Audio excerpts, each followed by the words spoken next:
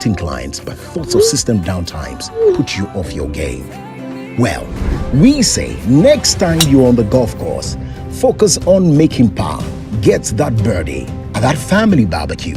Focus on getting the ribs tender the way Junior likes it. We process digital payments for your business. On your next business trip, soak in the views and focus on closing deals. We process digital payments for your business across Africa. Live, work, play a little without sweating over payments processing for your business with Insano. You are in good hands. Pascal's showing his boss the efficient new technology they've installed. She is pleased, but now she's asking, why is that still there? Pascal explains that the wells can store many messages. The boss is not so pleased anymore. If you haven't upgraded your contact center yet, it's time to get business done better with MTN Business.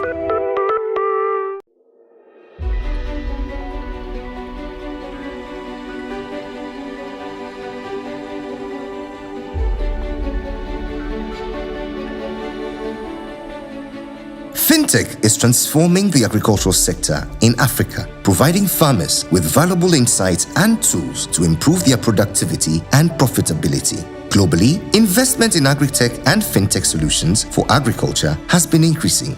The 3i Africa Summit is a key player in this timely movement, bringing together industry leaders and innovators to shape the future of food security in Africa. According to the International Fund for Agricultural Development, 60% of African smallholder farmers lack access to financial services, limiting their ability to invest in their farms. Fintech has the potential to increase agricultural productivity by 20% and reduce post-harvest losses by 15%. In 2021, African startups raised over $2.4 billion in funding, with a significant portion allocated to fintech and agri-tech sectors. Fintech platforms are playing a crucial role in providing access to finance for smallholder farmers. The 3i Africa Summit is a platform for farmers, fintech companies, and policymakers to come together and shape the future of agriculture in Africa. Join us to learn more about the impact of fintech on agriculture and how you can be a part of this movement.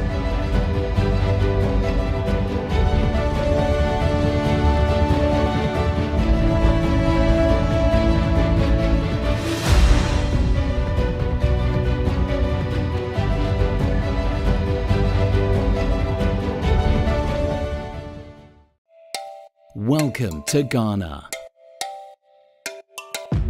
Go beyond the return to a home of a rich cultural heritage where nature is incredible. Adventure is everywhere and the people are warm. Go beyond to a home far from home. Visit Ghana.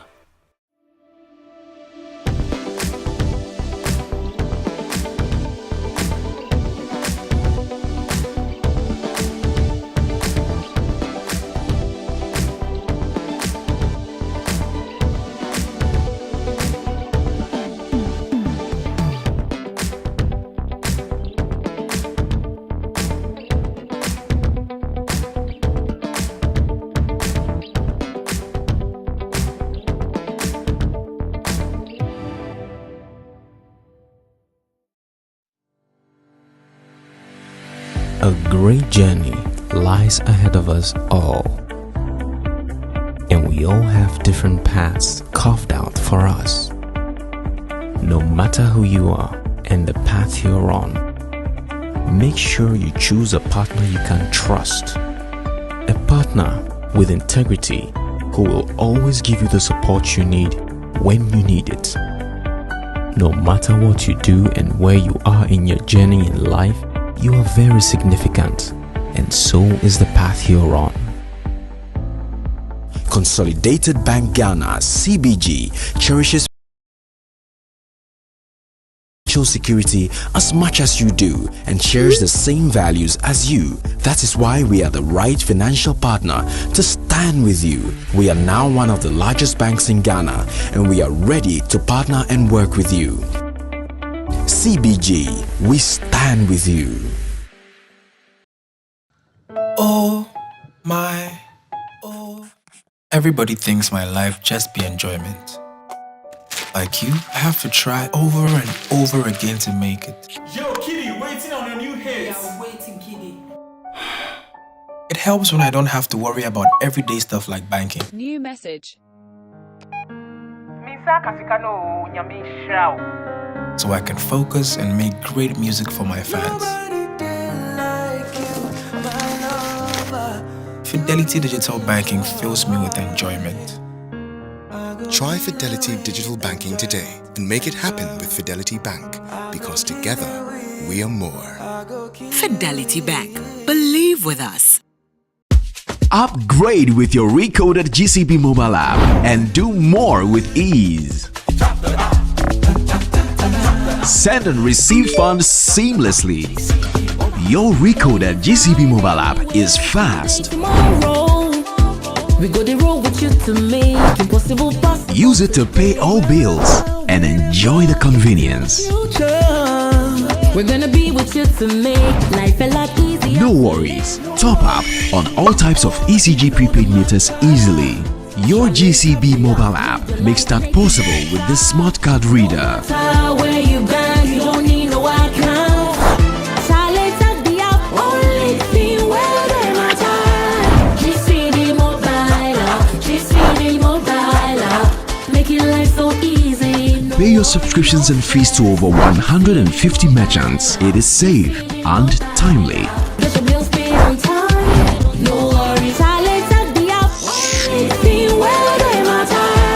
GCB mobile. All transactions on GCB mobile app are Making life smooth. so easy. Get onto Google Play Store and Apple Store to download GCB mobile app. Upgrade your style. GCB Bank, your bank for life.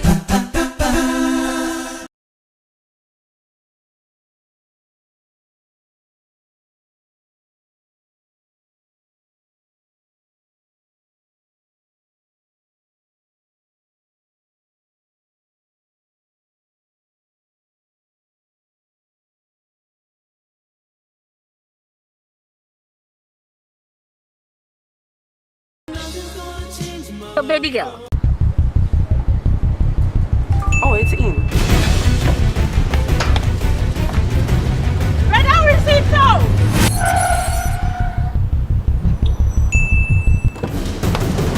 Boss, you like my bag? Okay, here. Take this. She's coming. I know. Go to the pharmacy now. She's coming!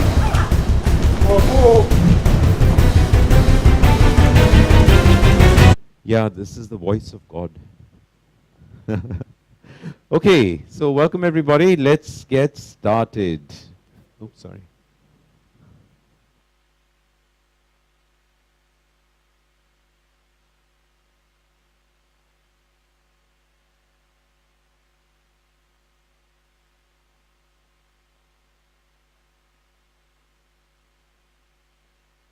On. Are you ready? Okay, let's get started.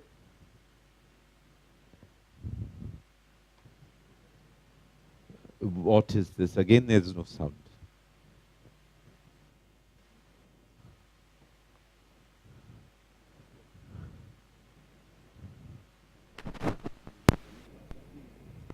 Hello.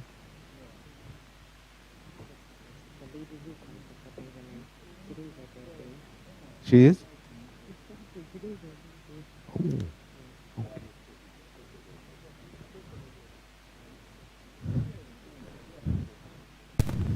Sorry, we're just fixing some starting trouble.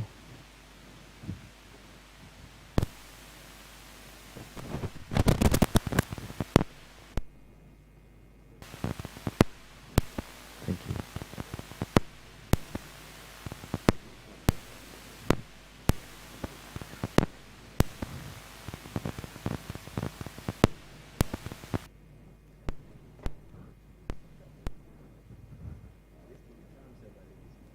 Okay, can you pause that? Pause.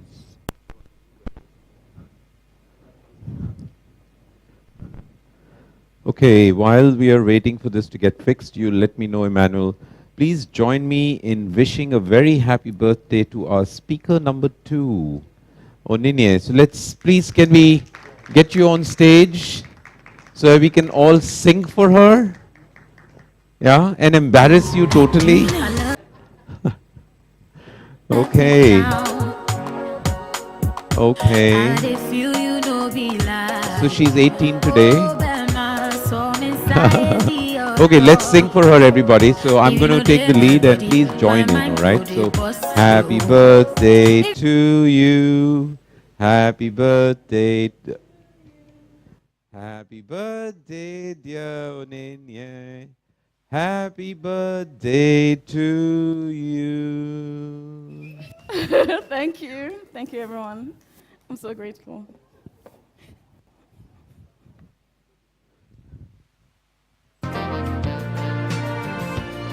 This is no ordinary stage. Okay, we got the sound. It's not built of wood and nail. Okay. It's not built of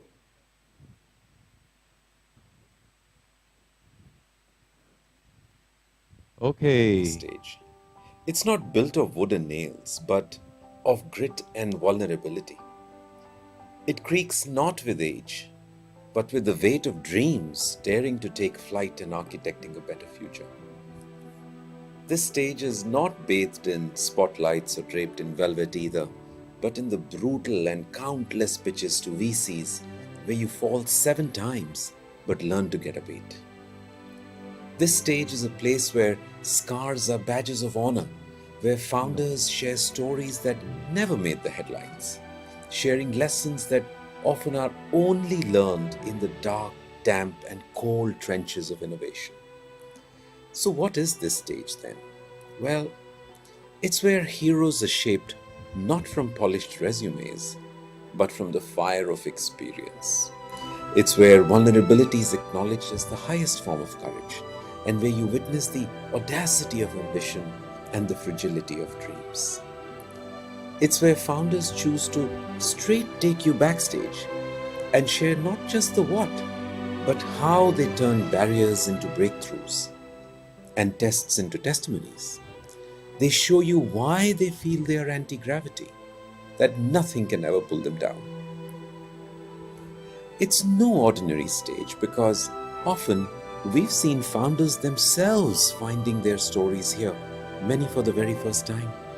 In fact, it may well be the only stage where founders write their own story before they step on it. And no, founders don't fit to a topic given by the organizers. Instead, as organizers, we create room to fit the stage to the story a founder wishes to share. To our 200 founders from over 30 countries who graced this stage in the past year, we say thank you. You are the storytellers of the future, the proof that ordinary humans can achieve extraordinary things. Yes, this indeed is no ordinary stage. It's a community. This special community. In 2024, we'll keep building this community, brick by brick, story by story, founder by founder. So together, let the curtain rise on the next chapter.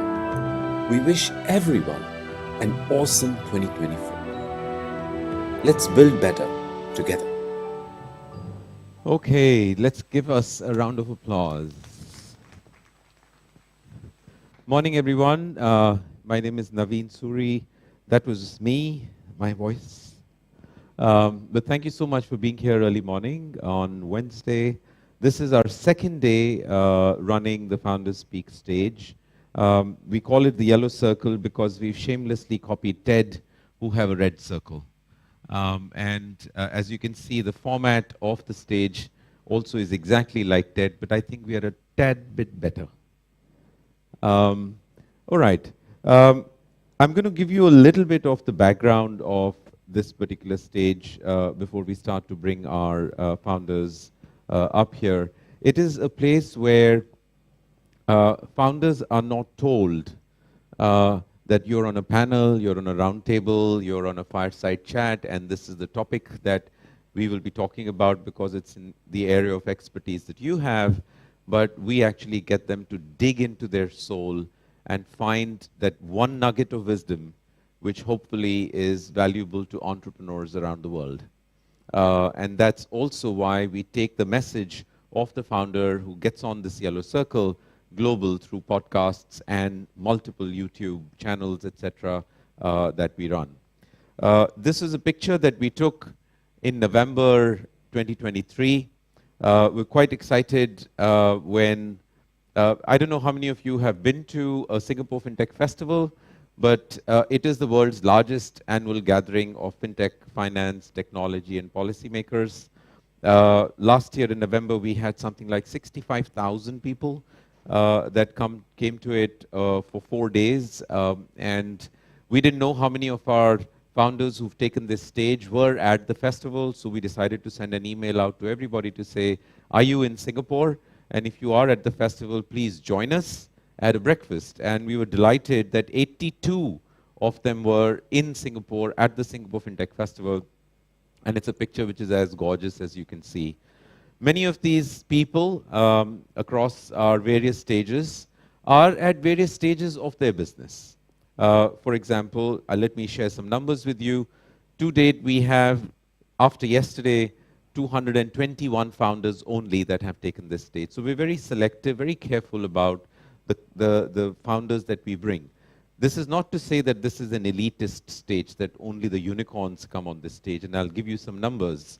For example, we've had, yes, 35 unicorn founders that have spoken on this stage in different parts of the world. We have 45 of them who are now on their 4th or later company, so they are serial entrepreneurs.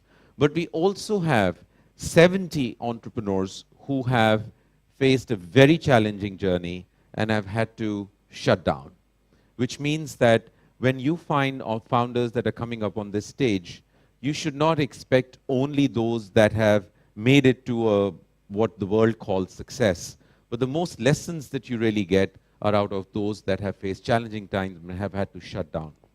So it is very likely that as you go through this over the next 3 hours or so, you're likely to find some founders, if you are one or if you're aspiring to be one, where you will say, that's me. You know, that conversation, what I just heard, that's exactly me. It's very likely that you will find that. We feel very deeply about the entrepreneurial journey. So when we started this about 18 months ago, we invested about 6 weeks to come up with a playlist, which is currently on Spotify, which represents every single step in the journey of an entrepreneur's startup. So, and if you do want to listen to these songs, which are very carefully curated, you can actually listen to them in a sequence, and if you're an entrepreneur, you'll feel the energy. But here's a QR code, which you're very welcome to click and download and use it. We also take all the talks that you're seeing here in person today across all podcast channels. So this will be on Spotify, Google, Apple. This will be on YouTube. So if you're missing any of them, you can always go and watch them there. If you've not been at other stages in the world, you can still go and watch them there as the Founders Speak podcast. We also try to collect a lot of knowledge and wisdom from founders and put it out in form of reports. So here's another report which is talking about the state of fintech. And lastly, we got an opportunity when we were running this stage in Kigali last year in the summer to visit a refugee camp called Mahama, which is about 4 hours away from Kigali. And we were quite moved with the plight of displaced people. So we have now actually done a very significant tie-up with UNHCR globally, and we are committed to financial resources for United Nations HCR. We are also committed to helping them improve a lot of their processes, which we believe from our access to fintechs, to financial institutions, to platforms, to policymakers, we believe that we have an obligation to make a difference, and we are very committed to it. The way the program runs is founders talk for about 10 minutes. Each founder gets about 10 minutes. Yesterday we hosted a stage, meaning, oh, he or she just came and spoke about it. We, as organizers and curators of this stage, have taken something like 6 to 8 hours of time with each founder, helping them prepare with their title, training them. Founder coming up on this stage makes. They invest somewhere between 30 to 40 hours before they are on this stage. And mentally, they get quite consumed with preparing for this. And many of our alumni are sitting here. Yemi, I know, would say, oh my God, what did you put me into? And they call it quite a cathartic experience, which it is. So let me not now stand any more in between you and our first founder, who is Ben. And I'm going to give you a little bit about him. This is also going to be the first time when something like what you see standing there is going to take this stage. So it's a first for the Founders Speak Stage 2. Ben, thank you for that. So Ben is the CEO of Mingo Blocks. He is empowering autistic children, and he's developed Ghana's first robot. Matthias, could you please be a little quiet? Thank you.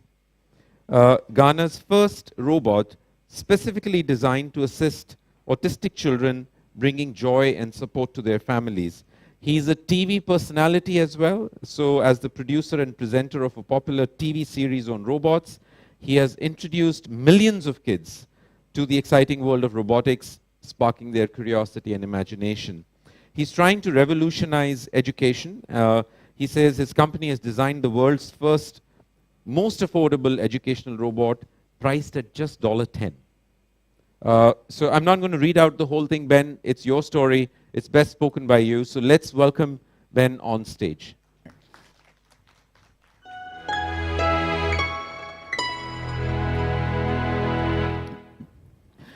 All right. I never walk alone, so I'm here with my companion called Cello. So Cello, would you want to say hi?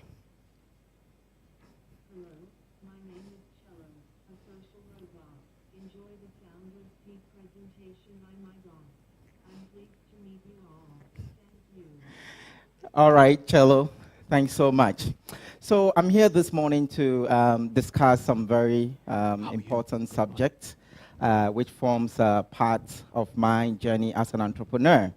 So I want you to imagine this, that in the not so distant future, you might just find yourself saying, I do, to a robot. How would that feel?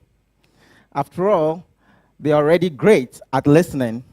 They never forget anniversaries, and they are always up for a cuddle. Who knows? Love may just be binary. So get ready to update your relationship status to I'm committed to a robot. All right, that's just by the way. Good morning, ladies and gentlemen. Today I'm here to walk you on a journey, a path that I have taken over the years, and this actually came about as a result of some childhood experiences. So I want to find out, how many of you here ever watched Dexter's Laboratory? Okay, all right. So I guess you will be able to follow what I'm talking about. So for those who may not be familiar with the Dexter's Laboratory, it's actually an animated TV series that aired on TV in the 90s. It followed the story of a young genius boy. You know, his name is Dexter. He was actually an inventor. And in this series, it was filled with a lot of, inventions. You see him doing all kinds of amazing things, building robots, things about space and all of that. And most importantly, this particular character had an annoying sister called Dee Dee. Yes, so I was that little boy who grew up having a lot of love for cartoons. I love watching cartoons. I would sit behind the TV, and watch cartoons. But this particular one really caught my attention, especially seeing how, Dexter would typically go about conducting various kinds of experiments. And so for a moment, I just thought to myself, well, I could do this. So I actually grew up, full of anticipation, knowing that someday I'll just grow up, playing with machines. I loved everything about machine. I'm actually a machine guy. So typically when my parents buy me toys, what do? I just open it up. I want to see what is making it work. What is making it work? Why does the light turn on? I'll tear apart all the electrical components and try to figure out. I just wanted to figure out how things work. So fast forward to today. Here I am living those childhood dreams. But just let me tell you a little bit about what goes into running my robotics and AI company. Really, it's been a roller coaster. And I remember how this whole thing started back in college. So whilst in college, I studied computer science. And one thing that fascinated me is, taking a course in computer programming.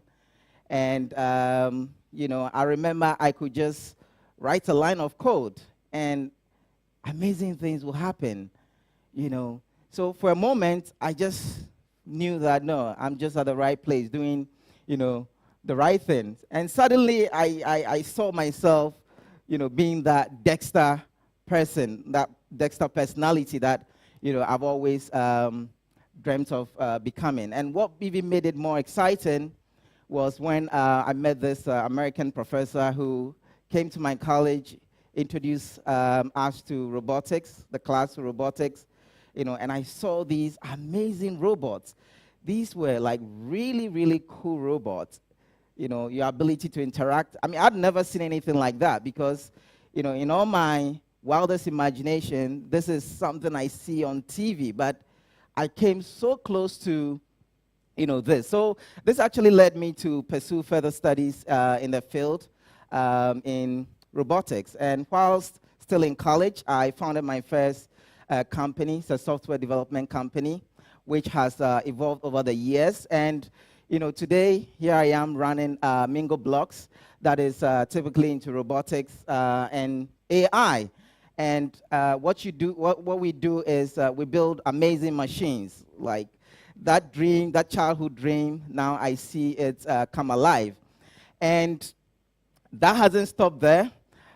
At first, when I was growing up, one of the things, by watching Dexter's and all these amazing cartoons was I was going to see myself, at one point I thought I was going to become an astronaut because I used to see all those things on Dexter.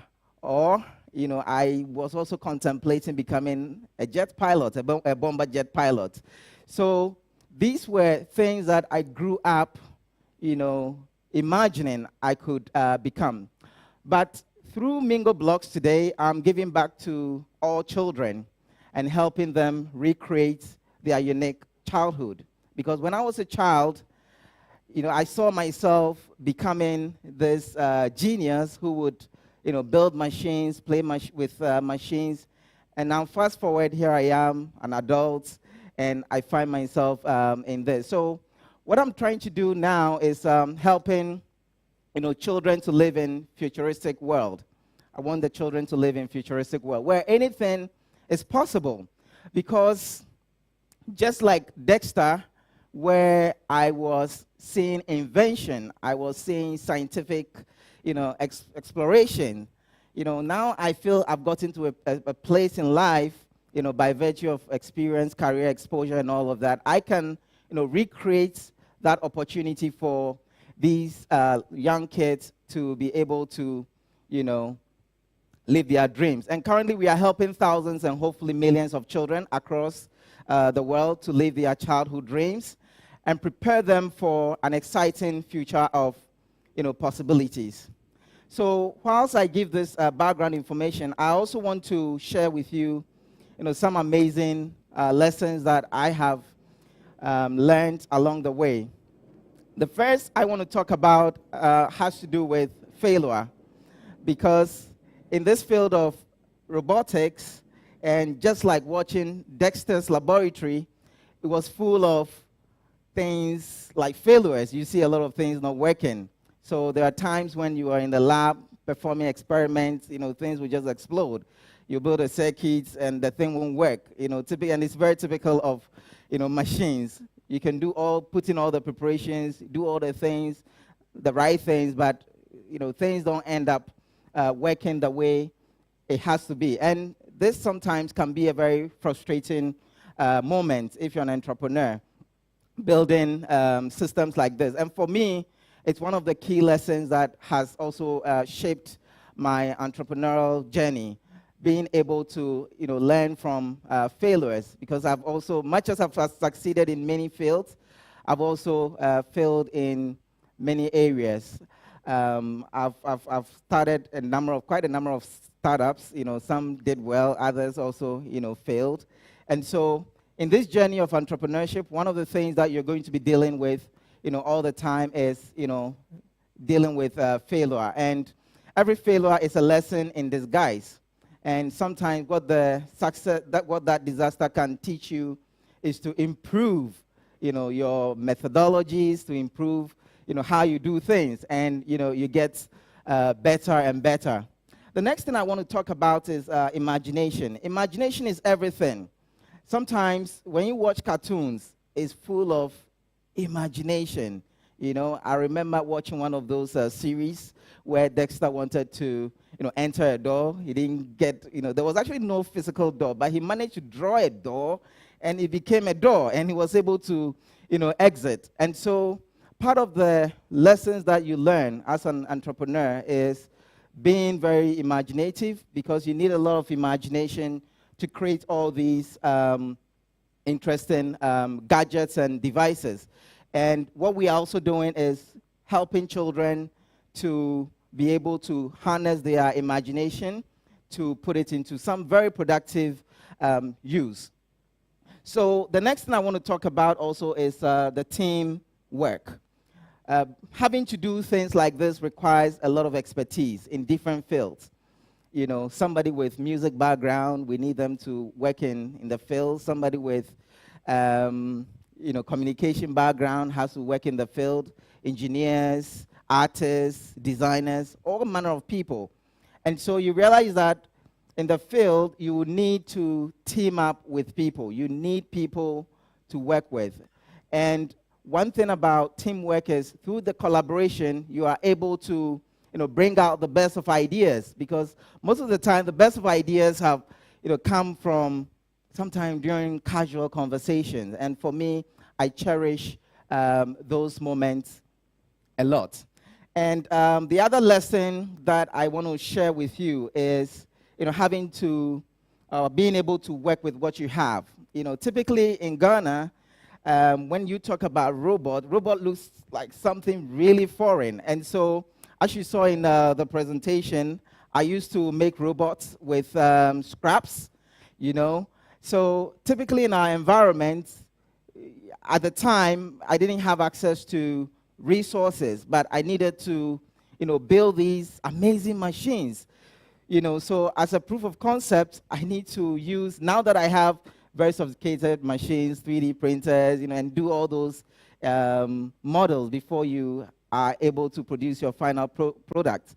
But within the environment, I also found out that there are so many things that are discarded. So in my home at the time, I never let anything go waste, from cardboard bottles. So I had a pile of scraps, and these were good resource that I needed. Those are my raw materials. For you, you may think that this is just some scraps, but for me, I needed this. So one of the key lessons, through this and throughout this entrepreneurship journey is learning how to make good use of the things that you have, so you can progress.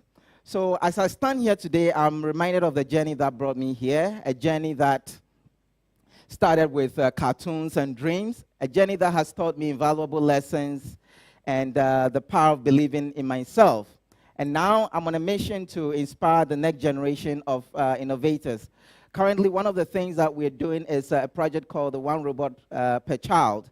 So the idea is that we want every child to have access to robots. I want every child to become, they may end up becoming any other thing, but I want them to, have an idea of how systems, machines work. Because in our recent fourth industrial revolution, where our children are going to grow up to interact with devices, gadgets, self-driving cars, regardless the kind of profession that you choose, you're definitely going to have to interact with robots. So these have been some really key lessons that I have learned across the years of my entrepreneurship journey. So thank you so much for listening to me this morning. Thank you. Thank you, Ben. And let's please all say bye to Salo. All right. Bye. Okay. Okay, thank you for making your debut here. All right. It's always a pleasure to listen to somebody like Ben, because Ben, you invoked my child in me. I remember my parents getting me a train track with a train on it, which would emit some smoke. And I absolutely wanted to know what the hell was causing that smoke to come out. And I broke it, but never was able to put it back together. But that was then. We have a very special guest amongst us who's just walked in. He's Mr. Ravi Menon. He was, until very recently, the Managing Director of the Monetary Authority of Singapore, and now is the Ambassador for Singapore for Climate Action. And thank you, Ravi, for joining in for a little bit. Okay. We have the birthday girl now coming up on stage. So, Ninia, you're ready. But I want to tell you a little bit about her. So she says she's learning to balance and embrace all her different sides. She's a dancer, she's a YouTuber, a serial entrepreneur, the business strategist, the food curator, and a family person. I don't know how all that happens. She has pivoted through business school, met her business partners there, decided to take the risk in entrepreneurship as she had nothing else to lose. She's growing 2 businesses in hospitality and in catering in Lagos. She's bootstrapped for a year, raised $200,000, and grown 41 times since, with over 125,000 users on board. So that's amazing. She's trying to democratize access to credit for businesses and professionals in Africa, starting in Nigeria. And she has a super lean team with just 2 male co-founders. And now she has grown into 6 states in Nigeria with over 100 staff. So well done, and let's all please welcome Oninia on stage. Okay, a little bit louder. I mean, this has to. Okay, thank you. Thank you very much.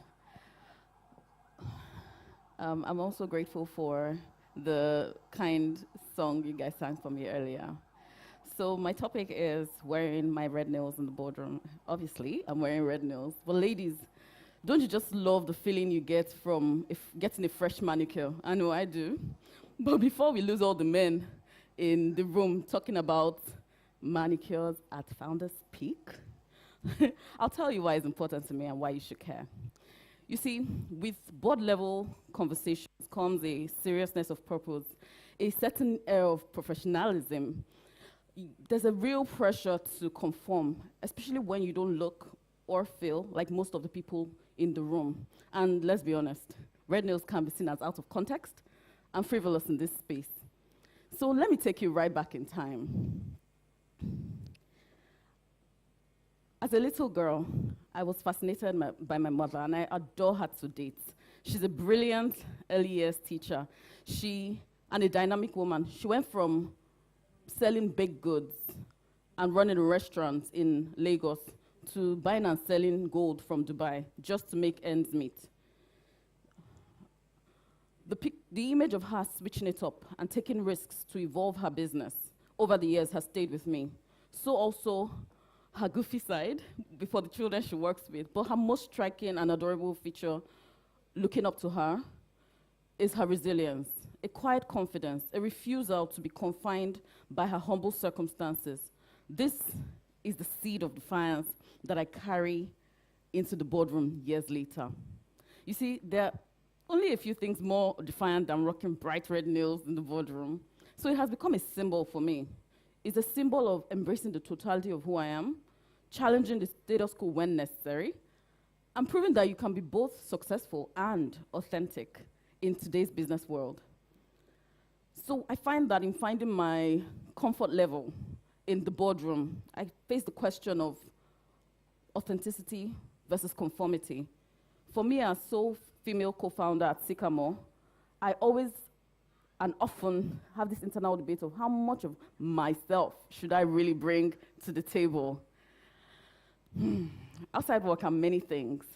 Like Naveen said, one day I'm parasailing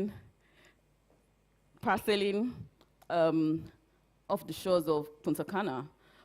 Another time I'm hot air ballooning over the Atlas Mountain. I'm also a YouTuber, recording and, vlogging my experiences as a young female African entrepreneur, just working my way through life. And other days, I'm a dancer. I'm learning the steps of Kizomba. I'm a passionate salsa dancer. But in business, I'm a business leader. Other days, business leader, raising other business leaders with a vision to disrupt the Nigerian fintech space, a space within a culture steeped in, unspoken expectations. I found myself sometimes acquiescing in complex conformity situations. Frankly, it feels like I'm putting on a mask and hiding myself, or at least parts of me. So the question becomes, do I blend in, or do I give them red, hot, fire engine red tips? If I do blend in, it becomes easier for me to do the work I have to do. It's no questions asked. The path of resistance is often acceptable, right? Nobody wants to be the one that's on an uphill conversation struggle every single time. So I don't want to be that person who is the disruptive, cantankerous one just because I have a different persona, right? But if I do, alternatively, if I do blend in, if I don't blend in rather, I will start to poke the bear. My unique experiences and perspectives contribute to product differentiation in Sycamore. And so for me, it's important for me to be able to hear my voice at the table. Differentiation comes from a place of non-conformity. So why do I want to conform all the time? I mean, changing your who you are so frequently, like a chameleon, is exhausting, right? So what I've learned to do is the power of informed disruption. I came up with that. It is learning how to both blend in and stand out, like, counting the steps in a salsa performance. I've learned the boardroom language, but I'm also, injecting it with a little bit of my own authentic sauce. I'll tell you 3 ways I do that. Now, backed with data from industry research and news, I'm confident to speak up and share my ideas, share my thoughts, even when I'm sharing concepts from places that have nothing to do with fintech. I'm drawing wisdom from that. I'm also embracing competitors as allies, especially those who have an appreciation for diverse perspectives. You see, the cross-pollination of ideas creates very unsuspecting and creative hybrids, like FINFA, a clear derivative of FIFA, where in Sycamore, we organize this hangout where we call all the collaborators in fintech to come and just hang out over a game of football, right? FINFA. And that sometimes has spawned very interesting conversations and talks on collaboration. And the final way I do it is I'm disagreeing now without being disagreeable. I'm learning to present my ideas with passion, but also learning to listen with an open mind. This part, I've had to learn. You see, let me tell you some of the perks about being the fintech babe rocking red nails all the time. People remember you, not just for who you are, but a woman that brings a splash of color to the table, personality, and also in perspective, and importantly, a voice. People connect with genuine passion. My red nails reminds me to increase my voice and be heard, to bring my whole self to the table, drawing from all sorts of experiences, to embrace the quirks, passions, and other unique voices at the table. Because guess what? The world needs your spark. It needs your red hot ideas. This is what disruption is made of. And when you own who you are, you give permission to others to do the same, especially women who are grossly underrepresented in African and global boardrooms around the world.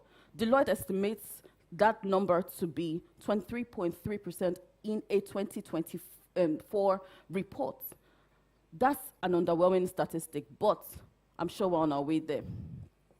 So even if your voice shakes at first, still speak up.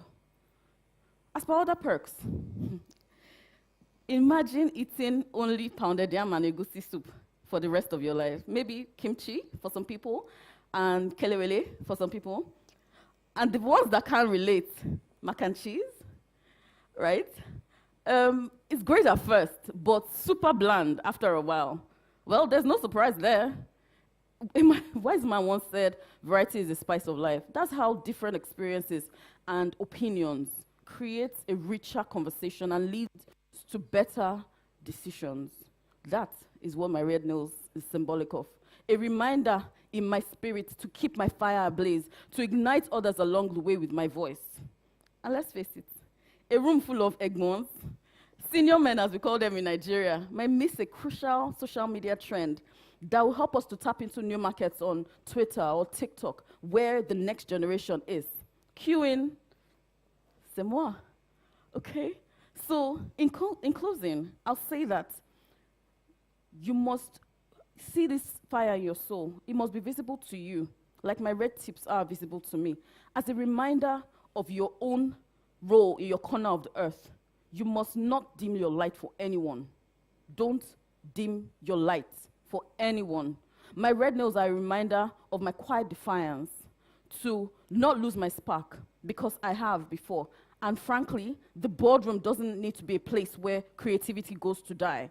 So let's redefine what it means to be a business leader. Let's embrace our quirks, our passions.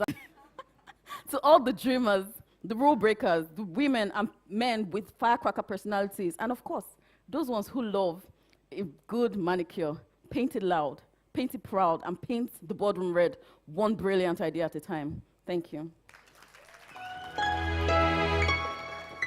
Onene, you clearly hit it out of the park. Thank you so much. And have a very good birthday today. One of the things that we feel really proud about when we are working with founders to come up on this stage is the titles that they come up with. You know, red nails, and it actually scratches our soul too a little bit. You challenge us as well to say, is this really the right type of title that we want to go up on this stage? And then we say, but you know, that is what is authenticity. So why don't we? And then we then start to look at the script and we say, okay, is the script now, you know, within acceptable standards? And I think what Onene has done much better than that. So thank you for that. So this has been 2 firsts in a row now. We had a robot on stage, and now we've had somebody talking about it. But let's now get to a little bit different area. And I'm really, really excited to welcome Kofi on stage. And Kofi, we've had a lot of conversations, and let me tell you a little bit about him. Kofi leads the charge at Ghana's most gender-balanced fintech, challenging stereotypes with a majority women leadership.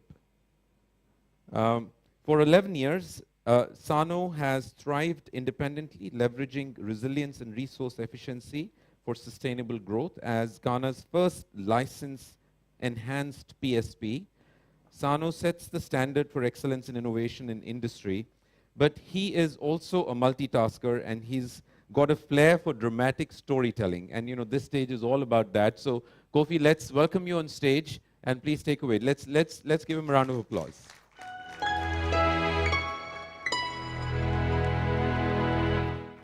Good morning, everybody. I'll tell you a story. Imagine a world where the very common narrative of entrepreneurship isn't confined to that myth of a lone genius founder of a company, but where the founders of the company extend far beyond those initial promoters who would become the initial founders of the company.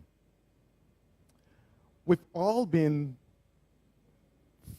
conformed to perceive the legendary personalities like Steve Jobs, Jeff Bezos, Mark Zuckerberg, as the ideal founders of big enterprises like Apple, Facebook, Amazon, and the like. But what if I told you that behind all these legendary personalities lie a very wide network of unsung founders who give life to the very entrepreneurial journey? My story of entrepreneurship started from a desire to have shelter for my family. And interestingly, a Sunday school teacher would quiz me why I would want to rent a 2 or 3 bedroom apartment instead of owning the house myself. This pivotal moment started me on a journey that would see me build Insano to where it is today. This very important intervention by teacher Asari helped me to imagine what was possible beyond my state at the time, because he gave me a different perspective. Like a seedling that is nurtured by rain and by sun, every time an entrepreneurial journey starts, various people, a very wide community of people, contribute to the emergence of this entrepreneurial journey. As a matter of fact, you have mentors who provide guidance, you have colleagues and partners who give you feedback, and you have a whole community that lends support to you. Now, each interaction, each feedback becomes part of a catalyst for growth that will propel your enterprise to the next level. This story this morning isn't about me. It's about the collective force, the force that we bring to the table when we all come together to build enterprises. This story this morning is about challenging the status quo about lone founders and pushing the narrative that entrepreneurship and innovation is not an enterprise in isolation, but collaboration fosters innovation. We must not forget that a lot of hands come together to build the kind of enterprises that we see today. Insano's story is a very, very interesting one. And we have had various important persons intervene at various points to building the company to what it is today. The Insano we see today is nothing close to what it was when I started this enterprise in 2013. As a matter of fact, Insano would not be here had it not been for these persons who stood up to the wheel, turned the wheel when it mattered the most. Insano today is a thriving Pan-African payments processor, processing payments across a number of African countries. Today, Insano seeks to process payments into regions where most of us have not physically been to. Our vision is to process 50% of Africa's GDP by 2025. That's quite an audacious goal. It is different and it's better than what I ever imagined possible. Because when we started this enterprise, I never imagined we'll get to this point where I will take the stage. I am of the firm belief that Insano will not be here had it not been for these special people who have always stood up to the challenge when it matters. One of the quickest ways to kill your dream is to hold on so tight to your dream that you suffocate it to death. Every founder quickly learns when you start your enterprise, when you move your vision from the controlled environment of your mind and on your drawing board, that everything changes. The only constant is change.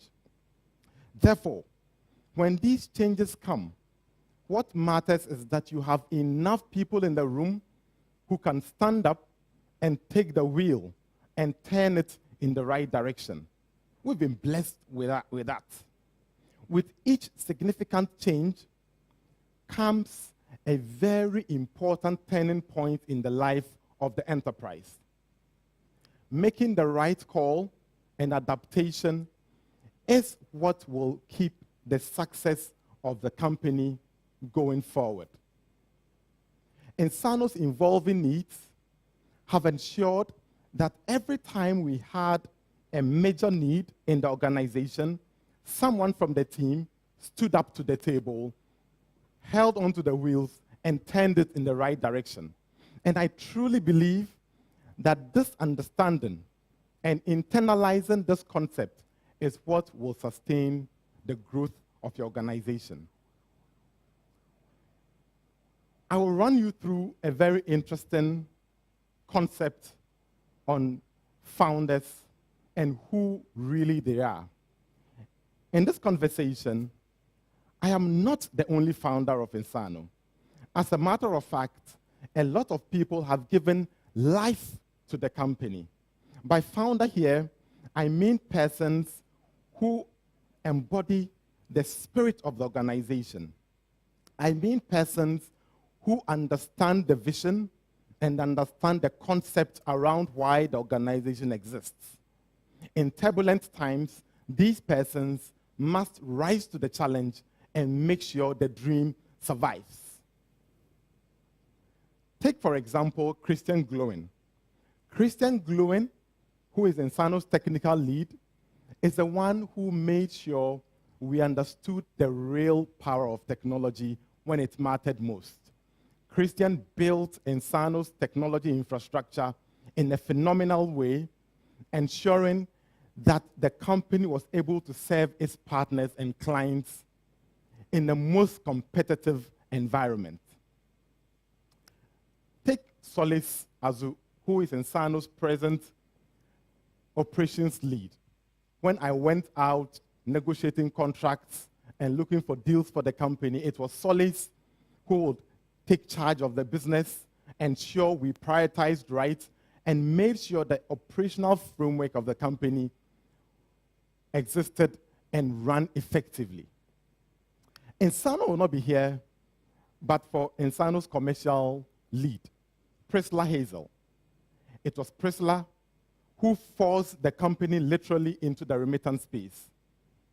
I was nervous about remittance, but for Priscilla, Insano would not be in the remittance space. Today, remittance remains one of Insano's biggest revenue streams, and thanks to her. Fred Ame is our head of finance, and interestingly, it was Fred who made sure Insano adopted programs and policies that would make sure that a company as huge as Insano today would run its operations without a cent of investor money. We have bootstrapped the company to where it is today, moving into multiple markets because of Fred's intervention. Now, it was Linda Otu who took charge of the wheel when the Central Bank of Ghana introduced its regulatory regime. It was Lenda who managed our ISO certification, which eventually would lead to our being licensed within the Ghanaian market. Now, at this point, I realize I'm constrained because there are countless numbers of people who have played important roles in the life of our organization. Take Dorothy Asante, for example. It was Dorothy who would ensure that our human capital needs were met. Dorothy has hired and manages over 100 people across the length and breadth of Africa who run and do business with Insano. Dorothy ensures that we get the very best from our employees. Of course, Akosia Yeboah, who is presently in Zambia, completely revolutionized our product orientation. Now, in addition to these executives and wider leadership, Insano would not be here without our partners and clients. Our bank partners, our telco partners, gave us the knowledge we needed to build a bank-grade security architecture. It was our partners, some of whom have worked with us for over a decade, would challenge us and push us and get the very best from us as an organization.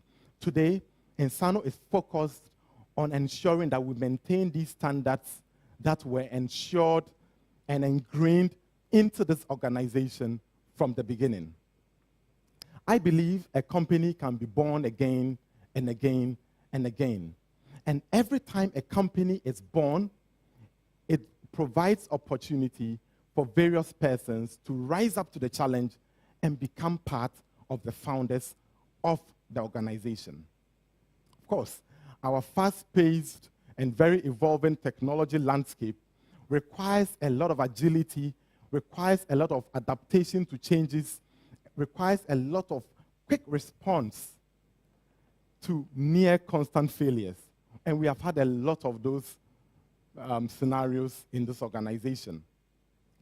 But at every point in time, there were persons who would rise up to the challenge and join the community of founders as far as Insano is concerned. Insano's present blueprint is something that can be replicated. Every organization can pick Insano's architecture of ensuring that there are founders upon founders upon founders in this organization, and ensure that you have a similar model within your organization. How do you do this? 3 steps. Number 1, surround yourself with smarter people, and most of us know to do this. Step 2, now when you've assembled these smart people, make sure you get their buy-in. Get the buy-in of these people into your organization. Ensure that they have a desire to get to your destination, but not necessarily the route that you have chosen. Step 3, empower them. When we started Insano, we realized that we had to build a certain culture of learning. So we adopted various executive programs, internally generated and externally curated. We provided a lot of specially selected business literature to empower our people and to move them to the next level. Insano would not be here but for these people who have ensured that the company keeps being founded over and over and over. This brings me to a very important part of this conversation. It's teamwork. Our journey has been fraught with a lot of challenges. We've begun to reap the dividends today because of the input these people made into our organization. We are very certain that Insano will be able to pivot and face any challenge into the future. Why? Because it does not depend on me. I am just a single person. It's only because there are many founders waiting to be uncovered. There are many founders waiting to show up. At the very next challenge, the founders will show themselves and navigate us out of the turbulence and out of the storm. So the next time you come across a legendary founder like the Steve Jobs, like the Jeff Bezos, don't forget that behind these exciting, legendary, visionary lone founders lie a huge network of very intelligent people unsung, whose stories will never be heard, but ensure that the company has life again and again and again. Thank you very, very much.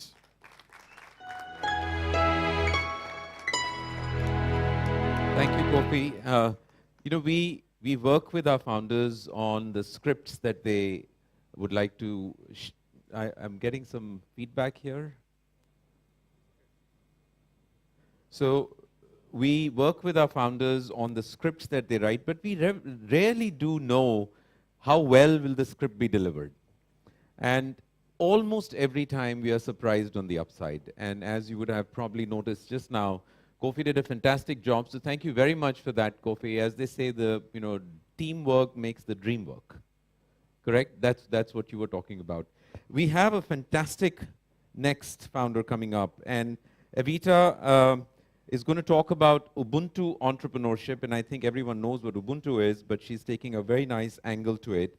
She considers herself to be a jack of all trades, trained in chemical engineering, medical life sciences, and law. And she's now building a trade-enabling platform. She towers over me. She's like really, really tall. She is building the largest small business trade network in Africa. Let's bring Evita on stage. Let's please welcome her.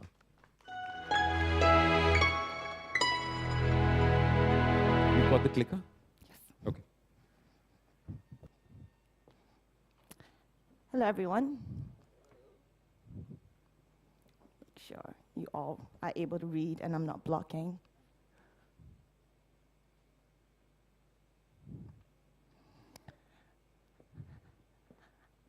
I am not poor. Let's start from there. And I am not a mother. And yet this quote by my friend, who's also a solo female founder, really resonated with me.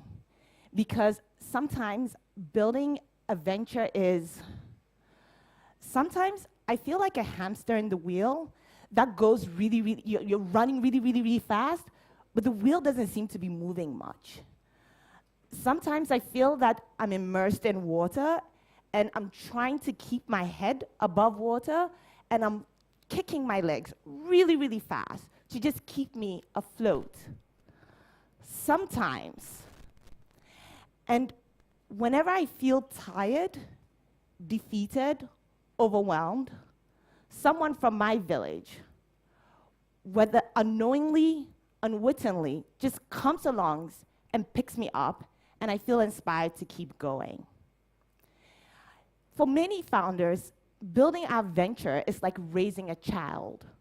And in Africa, we have a saying that it takes a village to raise a child. And so in the spirit of Ubuntu, I am because you are, I am going to share 3 key stories that represent 3 key pillars of my entrepreneurial village.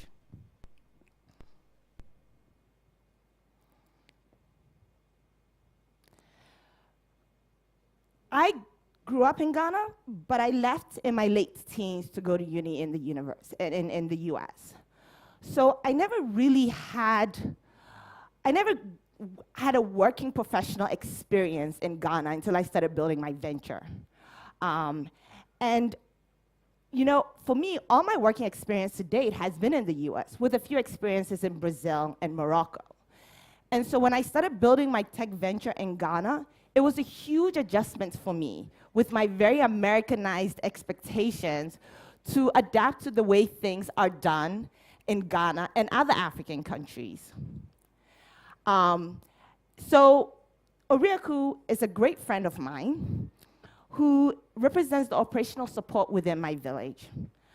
And whenever I am filled with abundant optimism that everything is going to be perfect, or dire pessimism that the world is falling apart, Oriaku would come along with a mischievous chuckle and say, Evita, manage your expectation. I met Orieku by sheer luck. I was at a wedding in South Africa, and I was seated at a reception table, and there was a lovely Ghanaian couple there. So over chit-chat, I shared that, hey, I'm another Ghanaian. I'm actually on my way to Ghana from South Africa, and I'm trying to build a fintech company in Ghana. And the Ghanaian couple said, you really need to talk to Orieku. And there at the dinner, they shared his contact with me over WhatsApp. So 2 days later, I arrived in Accra, and I reached out to Orieku. And within a day or two, he actually met with me at his office. And within 15 minutes of me talking, saying who I was and what I wanted to build, Orieku just said, let's go. And he walked me to the office of the head of payments at Bank of Ghana. And why did he do that? Because within 15 minutes of talking to me, he recognized that I really needed to start with understanding the regulatory environment in Ghana. And he was willing to open up his network towards me. What hasn't Orieku done for me in building my venture? As I said, he's introduced me to regulators in Ghana and in other African countries. He's introduced me to other fintech partners in Ghana and other African countries. He's identified talents for me to join my team. He's actually been a sounding board when I'm trying to make business decisions. Every time I've needed Orieku, he's actually answered the call. And so for me, when I think about building a venture, it's really, really difficult. And one thing I always say is that you really need to know someone who's been there and done that, who can actually point you in the right direction, because you don't want to waste time reinventing the wheel and making rookie mistakes. Have an Orieku in your village.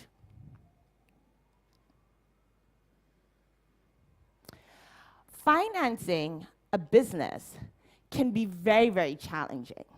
And for me, when I started thinking about financing my tech venture, I thought equity financing. Why? Because in my world, tech ventures are financed by venture capital financing. That's all I knew. And also, what I knew, especially in the US, was that for every dollar that a white male founder raises, a black woman raises 2 cents. And yet, is still expected to have the same level of output and reach the same milestones. And so my VC financing journey has been a very depressing one. And so I happened to be attending a panel discussion of women and how they had founded their companies. Nikki happened to be actually on that panel. Nikki's an amazing Ghanaian woman who's building a tech venture that helps farmers increase incomes while reducing climate change risk. And Nikki, when she was talking about her experience of funding her venture, she mentioned that she relies on venture philanthropy. Venture philanthropy? I had never heard of the term. And so a couple of months later, when I was in Ghana, I reached out to Nikki, and she spent 5 hours with me just educating me about what venture philanthropy was and how she had been able to be successful in using it to build her company. And after the meeting, as I was reflecting back on my flight back to the US, I realized that I'd made a huge misstep when I was thinking about financing my venture. I had taken a tunnel vision approach to thinking about financing, and I had not really taken the time to explore other options. And so, through introductions that Nikki made, I spoke to other African founders that have used venture philanthropy to actually finance their ventures, whether it's in tech or in other industries. I also reached out to other founders that had used non-VC means to fund their tech ventures. And within a few months, I had met amazing founders that had thought innovatively and out of the box on how to finance their venture, whether it's through angel syndicates, corporate strategic investments, crowdfunding, and more importantly, all of them were willing to help me too. And so I had now diversified my village such that now my I could now see the light at the end of a very, very long and dark tunnel when it comes to thinking about how I was going to finance my venture. I believe that you need to have a diversified village on trying to help you figure out how to finance your venture. And I recommend that you all have a Nikki in your life that's willing to help you think outside the box and explore other options. The sudden death of key people in their companies that were really important for the day-to-day operations and needed to be replaced immediately. I always tell him that he really needs to write a book. And what was crazy when I was listening to this founder was that he would have kept going on. Like, he would have kept making sacrifices, doing whatever it takes to keep his venture alive, until his partner, his wife, said, enough. And when I heard that story, I remember thinking about the emotional support within my village. And why this is important is that for many of us as founders, our ventures are like our babies, and we're willing to make these great, intense sacrifices to actually build them. But Noelle stands out from the emotional support within my village. Why? Because Noelle is another phenomenal Ghanaian woman who has a PR communications firm and is also building a sustainable luxury fashion marketplace. And we regularly have chats. So during one of our regular chats, Noelle just said to me, Evita, it's okay to quit. You've worked really hard. You've been hugely successful. If you feel the time is right, it's okay to walk away. And you know what was so strange when Noelle was saying this to me? I found it extremely freeing. Because the truth is that I have so many friends and family that have shared their networks, shared their knowledge, shared camp. So if there is ever a time when I'm talking to her, she feels like I'm going overboard, she could be like that African founder's partner and say, Evita, enough. So for all of you, including in addition to the cheerleaders in your village, I would say make sure you also have a Noelle in your village.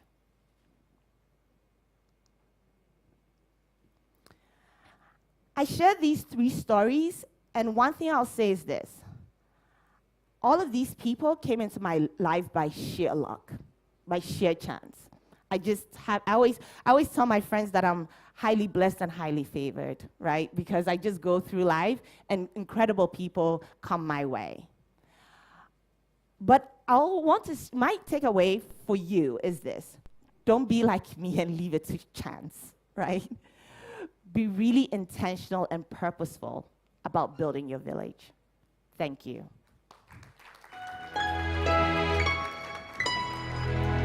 Evita, thank you. I think all founders have some luck and mostly failures, but the luck should hopefully be disproportionate to the failures that everyone bears. In my corporate life, I remember failure was not ever an option. But if you come to the entrepreneurial side, I think I have landed up finding myself. I have landed up discovering myself. One of the obligations we feel of the Founder Speak stage is not only should we be speaking with founders, but we should also be bringing access to venture capitalists and their wisdom and their insights on what's happening, what are the latest trends, what are the latest sectors, subsectors, what are things that entrepreneurs should watch out for, do and not do. And which is why we've now put together a very special panel which is going to talk about unveiling Africa's entrepreneurial edge. We have 3 CEOs, as you can see behind, and we have Matthias Kroner, who's the managing partner for Elevandi for Europe, Middle East, and Africa, who's going to moderate the panel. So let's give them a round of applause and welcome them and listen to their insights. Please come. No, Matthias, you're not heard yet. Okay. Ladies, please. You can. It's literally on the run. Yeah, thank you. You're gonna sit Natalie, Hannah, yes. Karen. Okay. I hurt my shoulders. Would you care for a chair? No, I made You're it. okay? I'm good. Okay. Thank you. Good morning, Naveen. Thank you so much, everybody. Naveen, really congratulations again to this wonderful Founders Peak over here. It's fantastic. It's absolutely inspiring. Thank you for all this. Yeah, it looks awkward, How are you, right? Desmond? Having You were me here. amazing. Thank you. Thank you so much. Thank you so as obviously one who is not fitting into the pattern.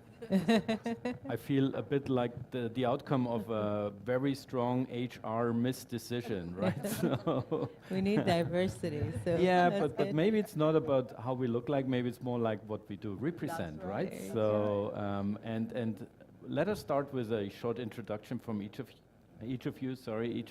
What are you representing? What is the company? Before we then double click into, I hope, the interesting topics of today. Sounds good. Oh. Hi, everyone. My name is Natalie Goge-Ebo. I'm here with two hats. One of my hats is as a partner at Open Capital Advisors. We are a management consulting and financial advisory firm, so we sit between founders and investors, so trying to help companies get investment ready and raise capital, and investors deploy capital in Africa. So 14 years, we've helped businesses raise over $1.5 billion in capital across sub-Saharan Africa. And then my second hat is as an angel investor, as part of a syndicate of women investors called RTA. And we invest in businesses with a gender lens. Wonderful. Hannah. Thank you, ladies and gentlemen. I also have two hats. My name is Hannah Aqua. On there, it says the CEO of the Ghana Venture Capital and Private Equity Association. So we oversee all the investment firms in Ghana within our association. Even though we focus on private equity and venture capital, since I've come on board about 8-9 months ago, we are also getting the whole supply chain from pre-seed, MEST, the likes to, of course, to the LPs, because we really need to structure the association and the industry, the ecosystem, so we can do more deals and, build pipeline. My second hat is the company I've been running for 14 years. It's called TKC Africa, short for the Knowledge Channel. I know, I started a long time ago when long titles were sexy, but I learned fast I couldn't type that all the time in my email. And so we basically are a business and investment consulting firm. We work with international clients, international financiers who are looking to build pipeline across the continent of Africa.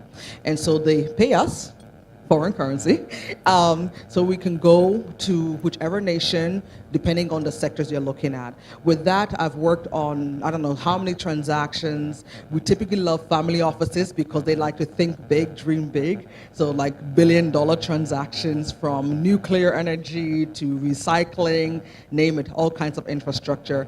And what I love about this, and we heard it in the panel I was in yesterday, is they said, when you are a founder or you're loving what you're doing, you're either enjoying it and you're single, right? Or you're just, married and not enjoying. Because it's like, who can even want to engage with someone who is a founder, because she's passionate unless someone is aligned with what you're doing. I love being a consultant because every day is nothing like a dull moment. There's so many transactions you're working on, you're learning every day. So thank you very much. Anna, maybe Karen, just I need to jump on that because that's a kind of, so sorry Karen, but this is a kind of family discussion we frequently have at home. Back in my home, I'm a co-founder of two banks. I was a co-founder of two banks, and my wife said once leaving the second, she said a third one and we get divorced. Right? So here you go, Karen. The balance. Thank you. Hi everybody, my name is Karen Serem Waithaka, and I'm the Chief Investment Officer for the Catalyst Fund. Our fund is a pre-seed impact VC fund and accelerator. So we invest specifically within the climate adaptation and resilience space across the continent. And for these companies that we invest in, we also provide not just capital, but human capital. So we support the companies in the first 6 to 7 months of their setup to basically fill in those initial gaps that founders face. So product market fit, market research, fundraising, any HR challenges, data analytics, software development. So far we've invested in 20 companies across 8 markets. Ghana, not yet, but hopefully after this trip I can I can definitely find something in Ghana. But yeah, it's a pleasure to be here. Another hat, I'm also an angel investor because sometimes you want to be in control of where your capital goes. And usually it's to female-founded businesses because of that little amount that actually goes through to Wonderful. women. Yeah. So getting our mutual understanding a bit. So the only way I can justify my presence here is I'm a father of a daughter. First of all. So this is why I'm very interested in all these kind of female founder stories, I have to say. In the same time, let us maybe look a little bit behind the VC role of you, and let us do a swift kind of change from VC to CV, okay? Because I want to know more about your stories, right? So yeah, that's a nice one, isn't it? Yeah, it is. Mateos, I thought about it all night long, believe me. I had to think. I was like, damn, how did he just Yeah, point but those that? are the good ideas, actually. You know. No, talking about your CVs, actually, because you're not born as a VC, right? And every VC at the end of the day comes along with an own personal story, with some kind of background experience and so on. Shares a little bit more about it because maybe some of the founders want to change it and come to the VC side instead of the founding side. So Hannah, we had a chat about it, and I loved your story about you speak fluently German. Yes. Even that you're from Deutsch bin. Austria. Yeah. Yeah, which means Austrians don't Hochdeutsch, speak German. Hochdeutsch. Yeah, Yeah, that it's is just sorry, rich but that's an Hochdeutsch intern. in Österreich, but, yeah. So share a bit about it. And you have some kind of educational background abroad and so on. So Yeah. share about this. I think it's super relevant. Yeah. Thank you so much. Yes, I'm Ghanaian Austrian. I forgot to mention that. Sorry about that. I'm very proud of my Austrian side. I don't need a visa to travel around the world. Yeah, we have a lot of jokes between Bavaria and Austria. You know, it's history, 200 years of history. So. I think what I was blessed with, if you look at the CV, is yes, let's just confess. You know, being in Austria, I was always the sore thumb, meaning I was opposite of you sitting here on this panel, right? Yeah. Because being black in Austria back then, especially. I was the black one. So every time I saw another black person on the street, I'll always go and say hi, just so I can say my brother, my sister, you know, we're in it together. But what Austria taught me, and just being there, is they opened the door for you, and I excelled and overcame in so many things. And I believe it's all those strategies, meaning, believe it or not, in my teens, I was playing and then coaching a soccer team in my high school. In Austria? In Österreich, yeah. Really? Yeah, Vienna International School. You can check. And then I played, after I did that, and why? For both of them, I did basketball and soccer because we failed. We lost the whole time. And I kept on saying, I'm not a failure. And so by being in this team, I mean, why are we losing? The worst was 10-0 against the American International School. That's what broke me. And I said, no, I'm about to coach this team. And when I started coaching, yes, we started excelling. I'm sorry. I put my heart into it. Basketball, the same thing. We were losing. I don't know why it's always the American international. How can you lose to the American international team in soccer? Anyway, let's not even go there.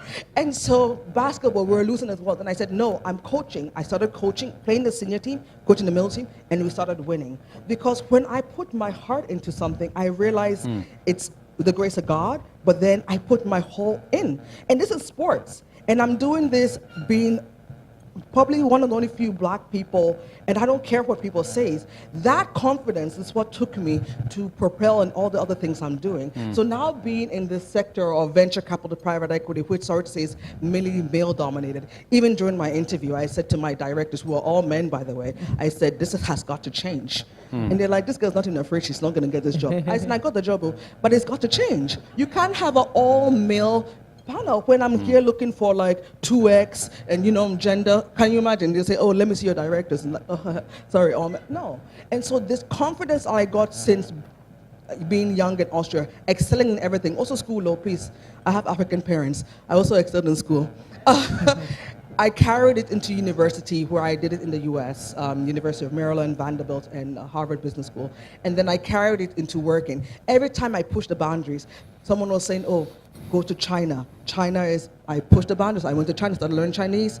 I started working in China, even met the powers that be. I think it's the confidence, because sorry to say, when you are outside and you're able to engage with my counterpart, and I didn't see any color. I just saw I'm fabulous. I just pushed myself and pushed myself. And now that I'm here in Africa, that's another story. That is another story, because you come home to Africa. Hannah, keep it short. Africa knows how to humble you. That's another story. So to me, it's like, I pray that we can start early. I mean, I know we're older here, but if you have kids, let them start early, push the boundary, because they become fabulous in the end. Yeah. So there's so many points, actually. Yeah, give her a round of applause for this. By heart statement. There's so many points to catch on, actually, because I really then in a later phase of our conversation would love to ask you whether you are, as a VC, also continue to coach and go in all hard, Yes. But We'll come back there. help me remembering this. Okay. How about you? Well, Natalie. Yeah, my journey is, I'm a nerd. I'm a self-proclaimed nerd. So I started my journey as an engineer. Actually, I like solving problems, so I went into engineering. Did that for a number of years, and then I saw the senior engineers where I worked, and I was like, that's not really what I wanted to be when I grew up, right? I wanted to solve bigger problems. I was very curious naturally and like to engage all kind of people to address problems. And I was really excited about developmental problems and impact-driven problems. And so I pivoted. I went to business school and went into consulting, first in the US, but my passion, I'm originally from Togo. My passion was, in Africa. I wanted to advise African businesses and just help address challenges that, across food security, et cetera, that were impacting the continent. And so I made the move and moved to Nigeria and was working in consulting, advising businesses, and which was good. But then the businesses would say, okay, advice is good, but I need money, right, to execute on this. And so that led to my move into Open Capital. So Open Capital is headquartered in Nairobi and had done a lot of work in East Africa and was looking to come into West Africa. And so when I learned about the company, the value proposition really hit home to me, because it's bringing that advisory to the business plus the capital, right? And I was like, okay, this is a really winning proposition, because it's not just about the money. I mean, you can give companies money, but if they don't have the right technical expertise, if they don't have the right ideas, then it doesn't work. The money is not going to achieve the anticipated impact. And so that's what led me into that journey. And then I went into angel investing, because it's good to advise, but you have to put your money where your mouth is, right? And so I wanted to get that experience and really putting my skin in the game and investing my own money and learning from that. Those are all the VC phrases, by the way, Yeah, you get formatted over time, yeah? Tell me. But it's been a great journey, yeah. Yeah, wonderful, Nathalie. No, because I learned it from being an entrepreneur. This is what the VCs always told me. You have to put your money where your mouth is. You have to. And do you have skin in the game? You exactly. Look at me, I'm no skin anymore, So. Karen. I think for me, mine started, I've got actually two split personalities. So I was very good in the fine arts, design, and that's where my heart wanted to go. I wanted to actually draw cartoons. I wanted to get into animations and go to Disney World, and that was my dream. But I have African parents. And my father was like, but you had an A in math. Why would you want to draw cartoons for a living? I'm not paying for my child to go do cartoons. So then math won, and so I started my career in the actuarial space, actually, doing a lot of liability modeling, trying to predict when someone is going to die, and hoping it's going to be sooner than we predict, so that we can make money out of it.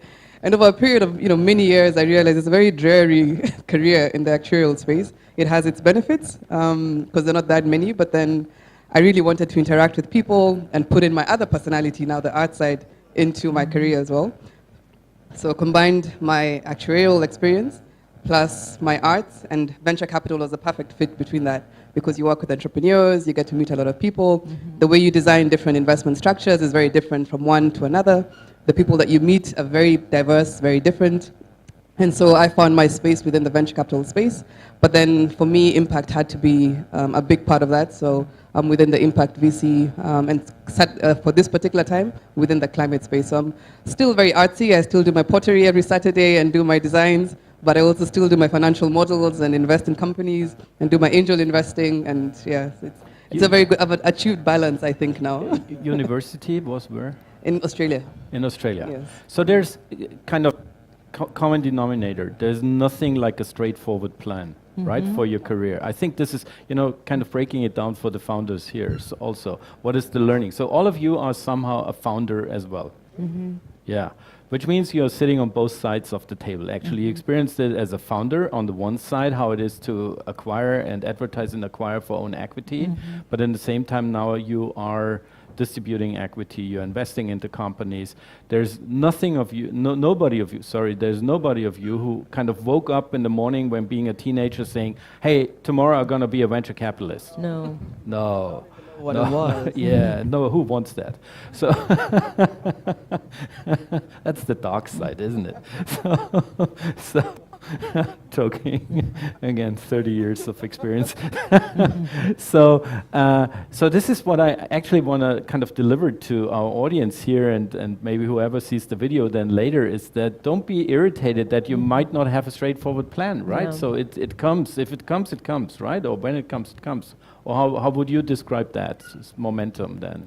No, I 100% agree. I mean, it's not linear, right? Yeah. And even now in my work, I tell my team, I mean, it's good to have a vision, to know where you want to go. Like, that's important, but you have to be flexible to the ebb and flows, right? Like, you learn and you build on what you learn and you go to the next stage. And if you realize you took the wrong path, it's okay. There's learnings there. You pick up those learnings and then you adapt and you keep going, and eventually you get where you need to be. Yeah, because my son is now turns 20, and he says, yeah, he wants to follow his sad role model of his father. So saying, yeah, I want to be a founder. I said, yeah, what are you going to found? Right? Yeah, a company. I said, okay, what's the company doing? Yeah, I don't know. Yeah, that makes a lot of sense. Why not getting some equity for that? No, yeah. Well, I mean, what's he passionate in? Because, I don't know, it's really weird. Because, I mean, sometimes I even wonder why I'm even here. But I just feel like I've tried a lot of things. I've consulted a lot of businesses. I've traveled a lot. And so I've noticed now when I engage with different transactions, I can structure. Right? And things come out. I mean, I also say it's God's doing, because sometimes I don't even know how I structure a deal for someone, but it's because of being exposed. But that's more like corporate finance advisory then, right? Yeah. Yeah. But now, I mean, you can also do it on your own. Like, And this is, Karen, and also let us come to exactly that point, because, as a founder, I think 50% of your success is your idea, and 50% is your shareholders and the corporate structure you're working in. You can have the greatest idea and you're getting doomed with having the wrong shareholder or with the wrong structure you're operating in. So that means actually what is the skill set you would need to have as a founder, first of all. And let me take one of the entrepreneurial phrases, how to define smart money. Yeah, that's an interesting one. I think just to comment again on the adaptability. So when we're looking at our founders, because we invest very, very early, like not at idea stage, when your idea has sort of formed a little bit, there's a bit of traction. It could be minor traction, but we can see that you What is traction, Karen? We've invested pre-revenue. Pre-revenue. Yeah, we've done pre-revenue, but for those that we've done pre-revenue, there's already sort of like a letter from an off-taker that's signed once they buy the machine or once they start the service, then they're going to start paying You're the sector revenues. agnostic? We climate adaptation, but quite wide in terms of fintech for climate, sustainable livelihoods, essential services, so it's quite broad. But then one of the things that we look at is that founder adaptability, because what you start trying to solve, you might start and then realize, okay, so maybe that's not, the problem is not that big maybe, or the problem is big, but how I'm trying to solve the problem may not be the right way to do it. For example, I started off thinking I'm going to do a fully tech platform for smallholder farmers in Kenya. I'm from Kenya. But then you get to the ground and you're like, actually, farmers have feature phones, and so having a tech-based platform may not particularly work for that segment. So then you adjust it a little bit and you say, okay, let's add a few extension officers who have a more personal relationship with the farmers, and then you start seeing a bit more traction, you start seeing some recurring revenues. So that adaptability and awareness of when what you're trying to do is not working is very important. And then having someone within your team, so yourself as the founder, preferably get a co-founder who has a different skill set from yours. So if you're 3 founders, but you're all tech developers, you have no one to do the business development, there's no one for finance, there's no one for operations, then, you know, when things don't go as planned from a tech perspective, you may not have the awareness to understand the operation side of the business. So it's good to have that complementing, and that comes to now your shareholders. So if you're giving up or you're joining up with a co-founder, which means they're also taking equity, be very careful who you're bringing on board. You could be best friends, actually. You could have grown up together. You could have gone to uni together. Could be your wife or your husband. But then from a business operations and running perspective, perhaps that chemistry is not right.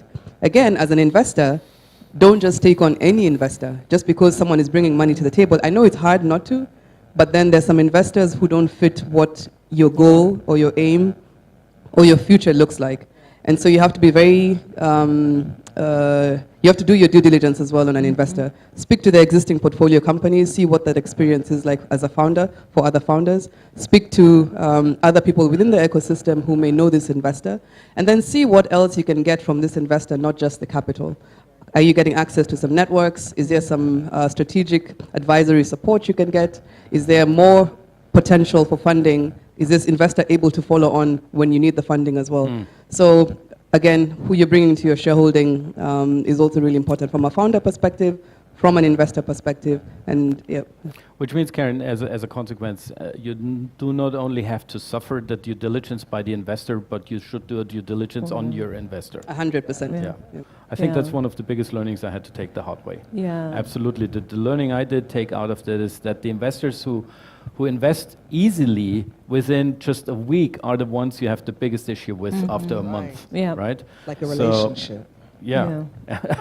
No, definitely. I never was He's for that coming quick. on strong. Don't let me walk down that way. No, but it's true. Like I tell, you know, my husband is an entrepreneur. My brother is an entrepreneur. Yeah. My brother-in-law is, and I advise entrepreneurs and invest in them. I always tell people it's honestly like a marriage. You should walk Absolutely, into yeah. the relationship with your eyes wide open, right? Like, and on both sides, it's like you're right. It's a relationship because you have to look at it. It's not. Don't just look at the bells and whistles. What they throw in there. Like dig deeper. And it's not only the honeymoon, right? Yeah, exactly. It's not the honeymoon. It's not when they're bringing flowers and whining and dining you, right? Like how do you resolve conflicts? You know, my mom used to say, like, when you in a relationship with someone, you have to see how they treat people that when they're angry at them, because the day they're angry at you, that's how they will treat you. So how do you do Natalie, they handle? that brings me to the point. It's not in a relationship you can't do this because you cannot do a reference call on your future husband to the ex-girlfriend. But it's. Called Facebook. These I'm days glad you my can wife. track. I'm glad my wife didn't. But it's. But it's like you do. We do reference calls on investors, right? Yeah. So we want to have. So again, just this piece of advice for founders: don't be shy on that, Yes, right? So don't be. you should call out and then ask them and I think that's a perfect point. How are they behaving once your company is under stress? And there is not a single startup I would not know. There's not a single startup I would know that has no stress moment. Yeah, right? exactly. And how are those guys acting then once you do a strategic pivot? Because there's not a startup I would know that comes out at the end where it started or where it planned to be. You know, so Hannah. I was going to say it's like, thank God it's no one I dealt with, but listen to someone who was under him in regards to he invested in them, but he didn't do any research because, you know, people highlight, oh, these are my portfolio companies I've invested in. He didn't do any research on those past portfolio companies because the investor was gloating. And then when he got into it and realized the guy literally was just trying to, you know, absorb his company, and then he used the opportunity to talk to his past portfolio companies, and he did the same to them. You know, so I always say to people, I like the relationship idea because I think that's what sinks in people's heads. But before I know we use dating app these days, but even if you're not using dating app in Africa, your parents will go and check with their auntie and this and do some kind of deep dive. You have to do the same for investors, you know, because if you check their track record and you've seen that every company they've invested in, they either absorbed or they didn't support, the portfolio companies, they can easily tell you anything. If they're happy, they will tell you, right? If they're not happy, they will also let you know. Then you have to do the analysis in your head if you want to jump into it and cover yourself.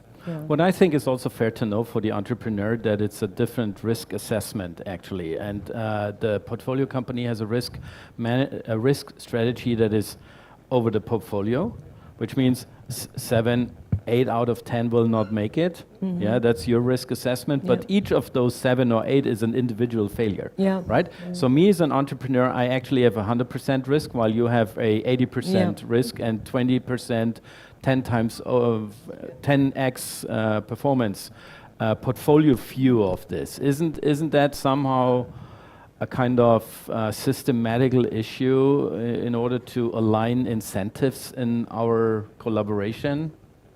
You mean between the founder and the investor? Yeah, exactly. I think because you want me to stay in my single box risk, you know what I mean? Yes. And maybe I, as a founder, want to de-risk my business by being a bit broader. And you say, no, this is not what you do. I think that's why it's very important, again, in the beginning to have those conversations with investors, to know what type of profile this investor is, understand what their risk appetite is, understand what their ability to change as well is, not just from the founder perspective. I think as VCs, we all go in knowing, yes, we're taking on a lot of risk given the stage at which we come in, but then it doesn't mean that we want to have a portfolio that only 1 out of 3 companies survives. Actually, for Catalyst, it's a bit higher because of the support that we give. We track the survival rate for our startups. But then it's just really understanding that if you get the right investor, you're both working towards the same goal. You're both working towards growth. You're both working towards sustainability. You're both working towards, for the investor, of course, an exit at some point. And the better that path is, then the better. It's a bigger. What do they say? You either stay in a small pie, you have a share in a small pie, or a big share in a small pie, or a small share in a much larger pie, and then getting that relationship or that mix between an investor who aligns with your vision, so that even from a risk perspective, you're growing to that journey together. Hannah, that would come actually more like to a personality coaching, right? Because we speak about ego. Right, being of course I am the next Steve Jobs. Yeah, so this is why I take all, right, instead of going. Just in case you didn't realize that was a joke. Or did you believe me? You can invest. But this is personal coaching, right? So I'm doing myself startup advisory and so on, and the majority of what I'm doing is coaching. Yeah, so because I need to coach those people and say, you will. That's of course aim high. That's right.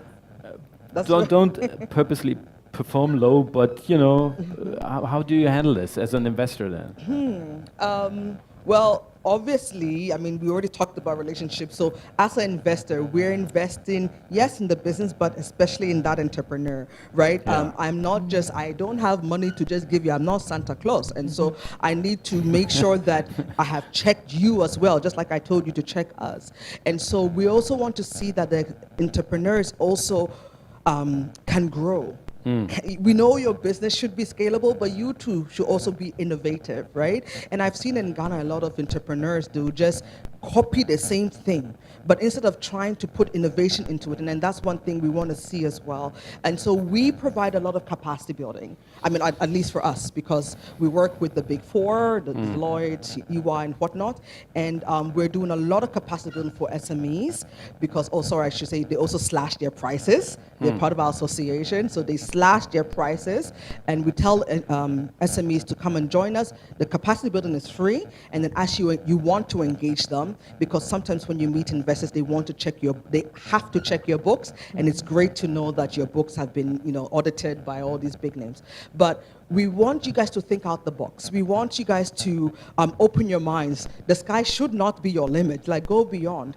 And I think, and to me, sometimes I say that with a pinch of salt because for me, I guess I've also been overly exposed. And so that's why I see things and I'm like, oh, the opportunity's here. And sometimes I don't even want your business, but I might say, have you tried this? But you see a lot of people, because they lack taking risk, they just want to do their little thing in the corner. And I said, but that little thing is not going to bring you a lot of money because everybody is doing it. So what's going to make you different? What's your value, your unique selling point? Right? And everybody wants to invest in a new, as you said, the new Apple or the new amazing Samsung. So you can't just come and say, oh, I'm only doing shea butter. What is special about your shea butter? I'm only doing this. What is special about this, right? And so that means the onus is you on an entrepreneur. I can coach you and help you structure so you can pitch and write a good pitch deck and whatnot. But you also have to come and say, have you done research in this area? What else is different? Even look in other countries. If Ghana is exhausted, can you gather enough of this capital and export it to a country that is looking for it, because they don't have this product. And so then you have found a gap and then I can invest in that gap. But it's because how are we structuring the deal to ensure that you're not just bringing a business because, you think being an entrepreneur or a founder is sexy. No, it's a lot of work. This is makeup, if you see the real inside. It's a lot of work.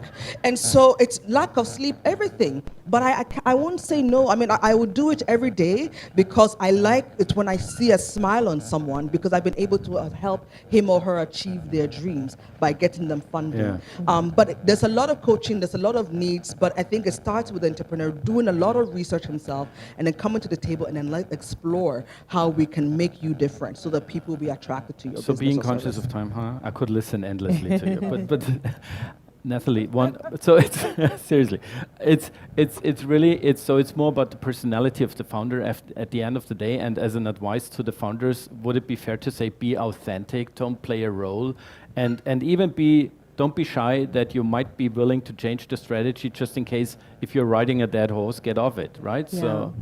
No, definitely. I like the speaker that was talking about, the red nails, and I have my red shoes. But yeah, it's definitely about authenticity. And I think, it's a lot of things, right? I feel like being an entrepreneur, it's such a tough journey, and I think the founders here talked about it. It's personality, it's ego, but you listen to people, but at the same time, ultimately, you have to listen to yourself.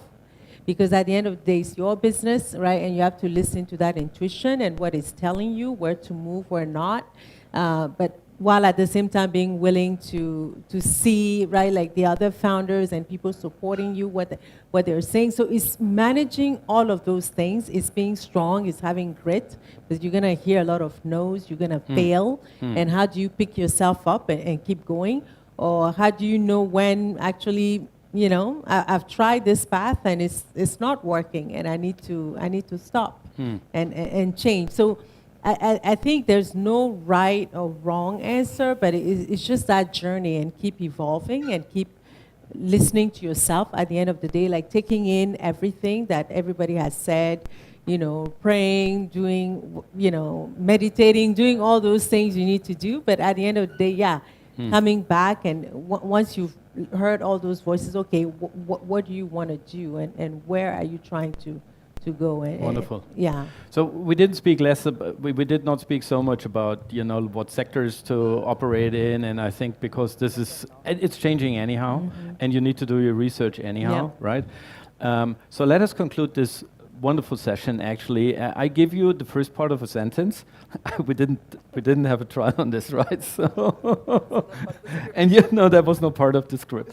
And you complete it. And the first part of the sentence will be, I will invest into your company if.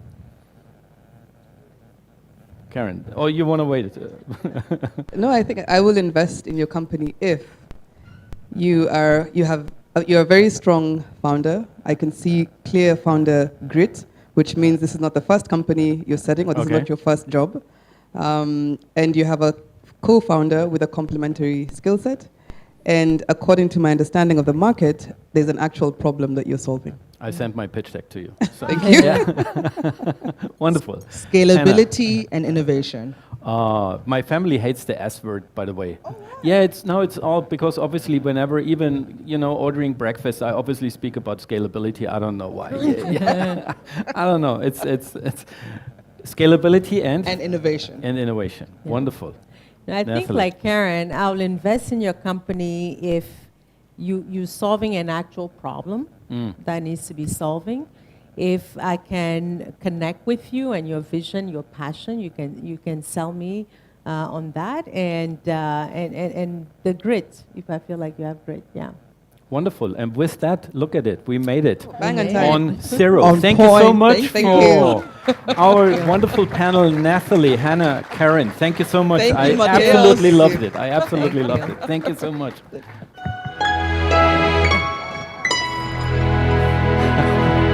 And also a big round of applause for Matthias as the moderator. Thank you very much, Matthias. Matthias never lets us down with his subtle jokes.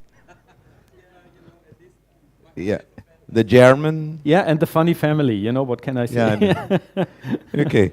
Our next founder So has some really, really amazing attributes. I'm going to read them out for you. She says she's a solo, ADHD, non-technical fintech founder. Female is okay. I think so.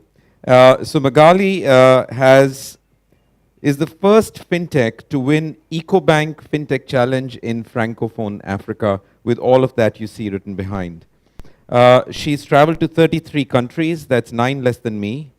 The word Kori, which is the name of her fintech, is derived from kauri, which are shells that used to be currency for trade in Africa.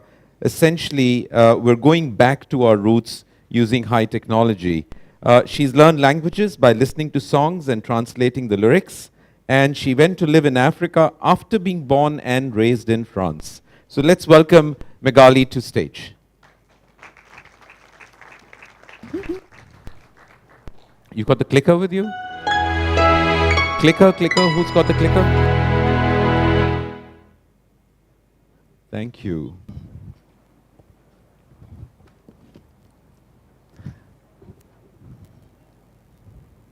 Hi, everyone. Thank you. How am I thriving as a solo female ADHD non-technical fintech founder in Africa? That's a long title. It is heavy, and it is heavy to bear. My name is Magali Gosanga. I am half Cameroonian and half Ivorian. My father is from Ivory Coast. My mother is from Cameroon. Anybody from Cameroon here? Yeah, represent. Okay, anybody from Ivory Coast? Wow.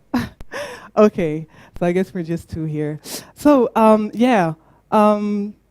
when I was younger, I was very energetic. I was just scattered, very energetic, all over the place, running everywhere. And I remember being always in troubles in class, and my teachers would always tell my parents that I should channel my energy. So what my parents did was they put me in sports. I used to play so many different sports, up to being forced to play up to 15 hours per week of sports just to calm me down. And that was like 2 hours per day, every day for 6 days a week. And honestly, I didn't even feel tired. That's how much energetic I was.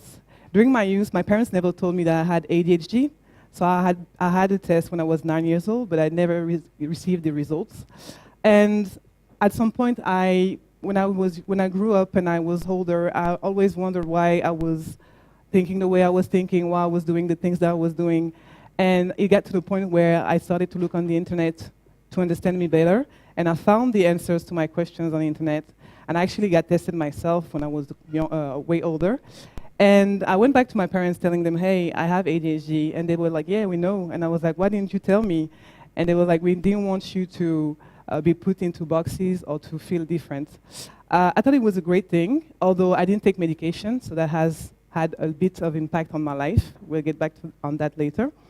But yeah, all in all, really energetic youth, and school was so terrible to me. It was a terrible experience. I triple, double classes, but somehow I managed to integrate a graduate from the most prestigious institutions in France, because I understood very early that in order to have a high salary, you had to have good diplomas from the best schools. So what I did is I managed, even though I had ADHD and I couldn't sit still, and I was always procrastinating, and I couldn't really take notes. I managed to graduate from the Panthéon-Sorbonne, which is a school in Paris, and I also managed to graduate from EM Lyon Business School, which is one of the best business schools in France. And that laid the foundation for my self-confidence, because even though I had these issues focusing and I had issues just getting things done, I proved myself that I could do it. And it's very important. Why? Because now that I'm a founder, I always use this example to remember whenever I'm having a hard time. I always use this example to remember that I can do it, because this is an illustration that already happened in my life. So I'm the founder of Cori. Cori is an application, a mobile application, that helps customers create loyalty cards at the till whenever there's a spare change issue at the till. So I live in Cameroon, as the introduction told y'all. I was born and raised in France, but I decided to move back to Africa. And when I came to Africa, the first thing that struck me was there was a spare change issue, especially in Francophone countries. I don't know if any of you have traveled to Cameroon, Senegal, Benin, or anywhere in Francophone countries, sub-Saharan Francophone countries. There's a spare change issue that leads to distortion of payments, meaning when you go at the till and you try to pay something with a bill of high value, then the cashier will generally tell you that they don't have spare change to give back to you. So what I did is, me being in the payments industry, I thought it would be interesting to create a product that will help customers collect their spare change.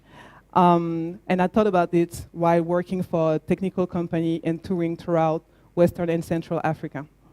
After my graduation, I was able to land a job in Abidjan, Ivory Coast, and I was also able to join Jumia where I was the first head of financial services for West Africa.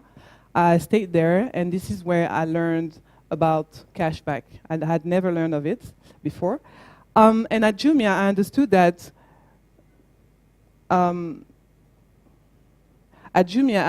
that boosting the loyalty of customers could be a very good way for them to come back and make more purchases. So what I did is I took the concept of spare change that I had originally faced. I took the concept of cashback that I've had learned at Jumia.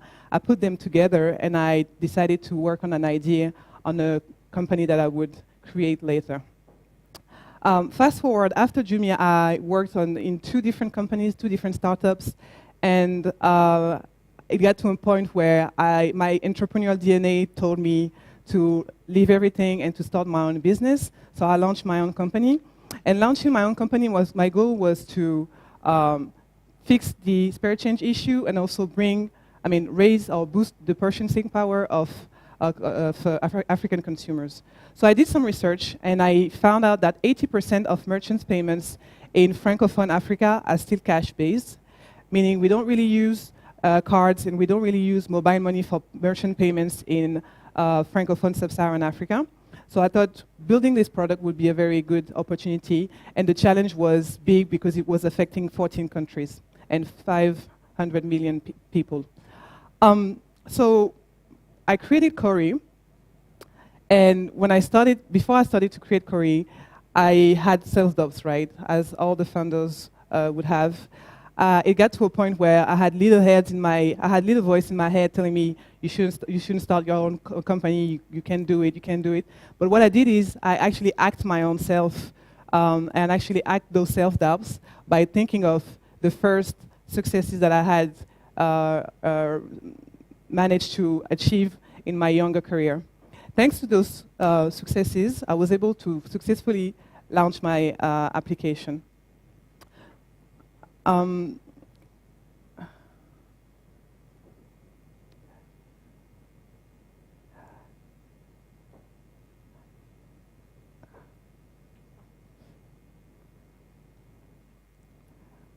the fun in building a company is it is a personal battle, and it's also an external battle, right? Because you have to combat self-doubts, and then you have to face all the obstacles that you could find launching a business.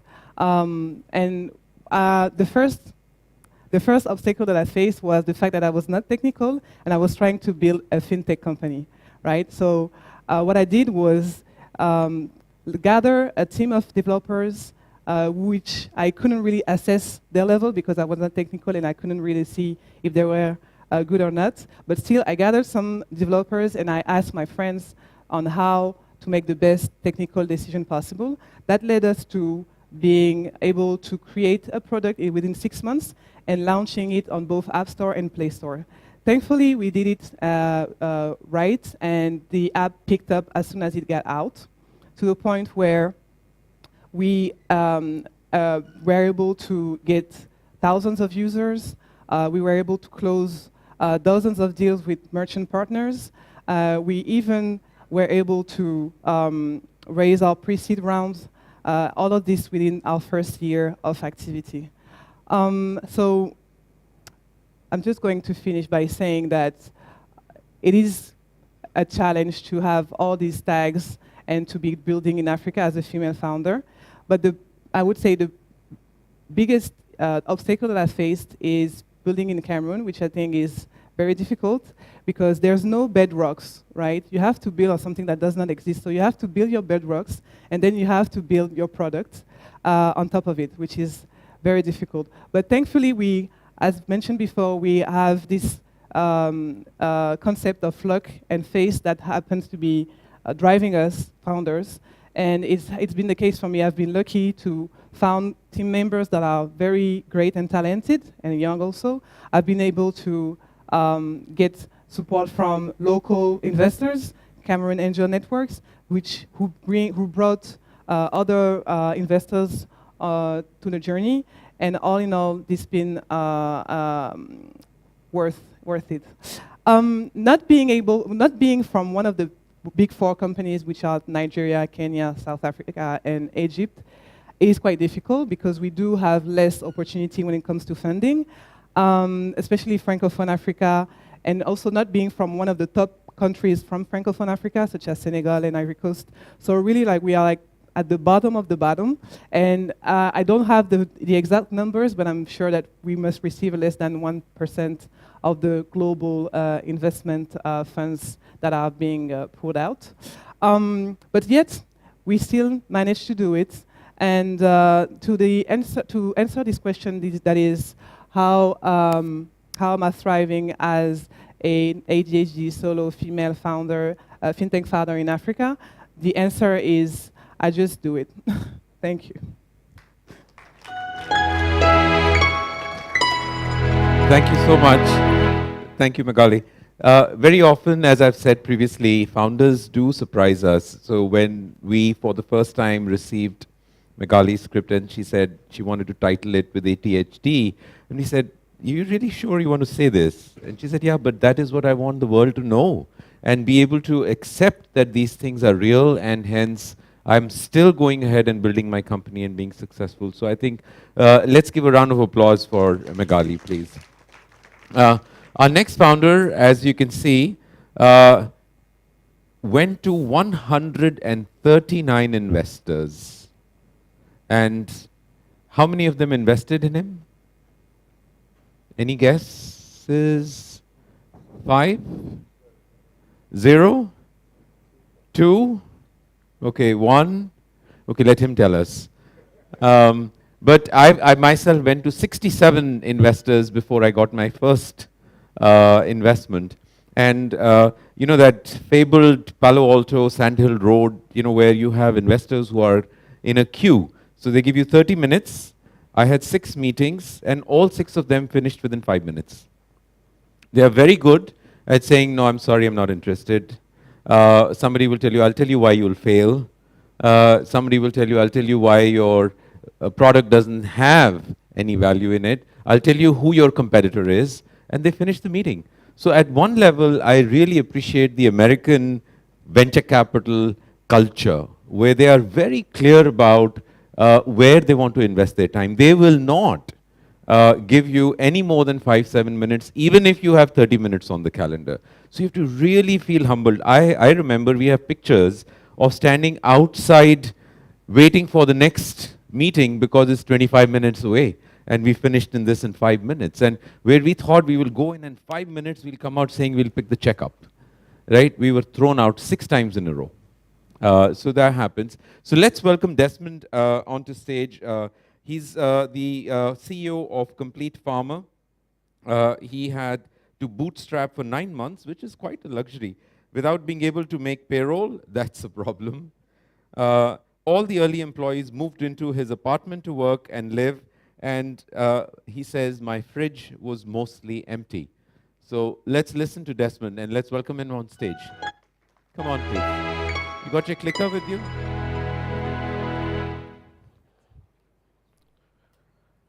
Hello, everyone. I'm Desmond Connie, a mechanical engineer who ventured into the world of business with no prior experience, driven by the desire to challenge the norms of agriculture in Africa. My journey has been nothing but conventional. I have spoken to over 100 investors and bootstrapped my startup in my living room. I have fought tooth and nail to keep my startup alive. Today, I'm here to share a story about Complete Farmer, a digital platform which is poised to transform African agriculture. But before we dive into the details, let me talk about the turbulent gap. It is the precarious space where grand ideas meet the harsh reality of intellectual property battles, limited capital, and scarce talent. It is the stage where clarity harvests, teams falter, and innovation hangs in the balance.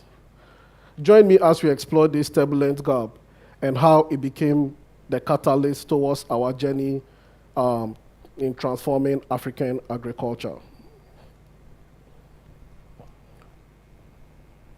Close your eyes for a moment and imagine standing on the precipice of possibility with the exhilarating rush of uncertainty coursing through your veins. This, my friends, is the thrill of entrepreneurship. It's the relentless pursuit for innovation, tempered by the harsh realities of the unknown. Elon Musk famously put this, it's like eating glass while staring into the abyss. This is a visceral testament that defines the triumph and trials of the startup experience. Uncertainty is when startups are truly tested. In this crucible of uncertainty, the forces of resource scarcity looms large. It can threaten to derail the most brilliant of strategies. Intellectual property and regulatory constraints, infrastructure, and talent. These are formidable constraints that demand unwavering results and boundless ingenuity and capital to overcome. From the inception of Complete Farmer to its rise as one of the pioneering startups of agri-tech startup in Africa, my journey has been one of passion, perseverance, and relentless drive. But amidst the dizzying highs and the crashing lows, one truth emerged, that it's the importance of clarity of vision and alignment of stakeholders. Clarity is when founders are close to certainty. It's when the cause and effect relationships are well known and similar insights have been performed in the past. And alignment is the degree to which members of a team, investors or customers, will have differing opinions about how to meet an objective or a business goal. Now, let's consider for a moment the challenge of infrastructure. As a startup on our quest to try and digitize African agricultural value chains, we soon realized that a perfect digital solution wasn't enough. We had to get mechanization for the farmers, build cold chain storage facilities to be able to deliver value, and talent. Talent is the bloodline of innovation. We needed to assemble a top-notch team from diverse backgrounds and be able to foster collaboration between these teams to propel us forward. But perhaps the greatest of all these hurdles was navigating the labyrinth of regulatory constraints. In an industry rife with certifications, licenses, and bureaucratic red tape, even the simplest of endeavors can become mad in complexity. And yet through this, perseverance and relentless commitment to our vision have bridged these gaps, emerging stronger and wiser and more determined than ever before. At Complete Pharma, we bridge these gaps and diligently work to gain the clarity and vision and alignment. Here I offer some insights. Understand your gaps. Regrettably, we initially neglected this very crucial part. Driven by passion and a touch of naivety, we went ahead to digitize agricultural value chain without a perfect understanding of our needs. But we endured. We ensured that every pivot that we had would generate revenue that would sustain us. Nonetheless, we had to develop a perfect or a clear roadmap on how we are going to bridge these gaps. And these gaps being intellectual property, infrastructure, talent, and how to cross these regulatory constraints to guide us to get to product market fit. Every startup must ascertain the requisite level of clarity for this and alignment for these gaps, and at each stage of the journey. So through this process, you realize an innovative blend of financing is needed, comprising debt, grants, and equity or VC capital to navigate these gaps successfully. Many entrepreneurs often fall within the trap of seeking only venture capital, failing to recognize the diverse funding requirements inherent in different business models. After all, the funding journey to build a rocket ship is going to be different from building a delivering app. Second insight is to build networks. In 2020, Complete Pharma faced a near-death experience due to a confluence of factors: the COVID pandemic and the depletion of our bootstrapping runway. Realizing the urgency of this situation, I traveled continents, engaging with hundreds of investors. Although this can be very demoralizing, there was an invaluable lesson that was learned, as it enabled us to cultivate the necessary relationships, gather feedback, and forge the partnerships that were crucial for our growth. This helped me improve more on clarity and gave me more agreement to refine my business model. The third insight is process. As a sole founder, navigating this turbulent gap can consume considerable amount of time and attention, often distracting from essential team and customer needs. However, by implementing a systematic process for fundraising, akin to a sales process, to optimize for efficiency and effectiveness, so from preparing and engaging investors and pitching to closing, each stage was meticulously automated, enabling us to enhance all the investor interactions and refine our approach over time. So for me, what I did was I developed templates for every stage of this journey. I automated everything from my pitch deck, my CRM, and my data room. I created a live FAQ sheet where I populated answers to previous investor questions for the next investor. This helped me gain and improve over time and enabled me give investors more information that they were looking for to make a decision. Storytelling is going to be very important as well. To navigate this turbulent gap, you need to have a logical, coherent hypothesis of how you are going to make abstracts become reality. And this is your story. It needs to be consistent from your pitch deck to your financial model. After speaking to many investors, you begin to see that some investors also see these gaps as well.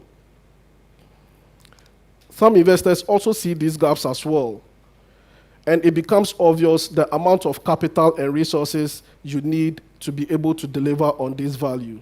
Some may question your ability, and others may need you to validate your story. And sometimes this can become a never-ending debate between investors and founders. However, telling people what you are going to do and how you will cross this turbulent gap to get to product market fit is a commitment. And so when you tell people what you are going to do it. And then tell others how you did it. I still remain a mechanical engineer with no prior finance experience, and I'm eagerly anticipating my next round of navigating turbulence.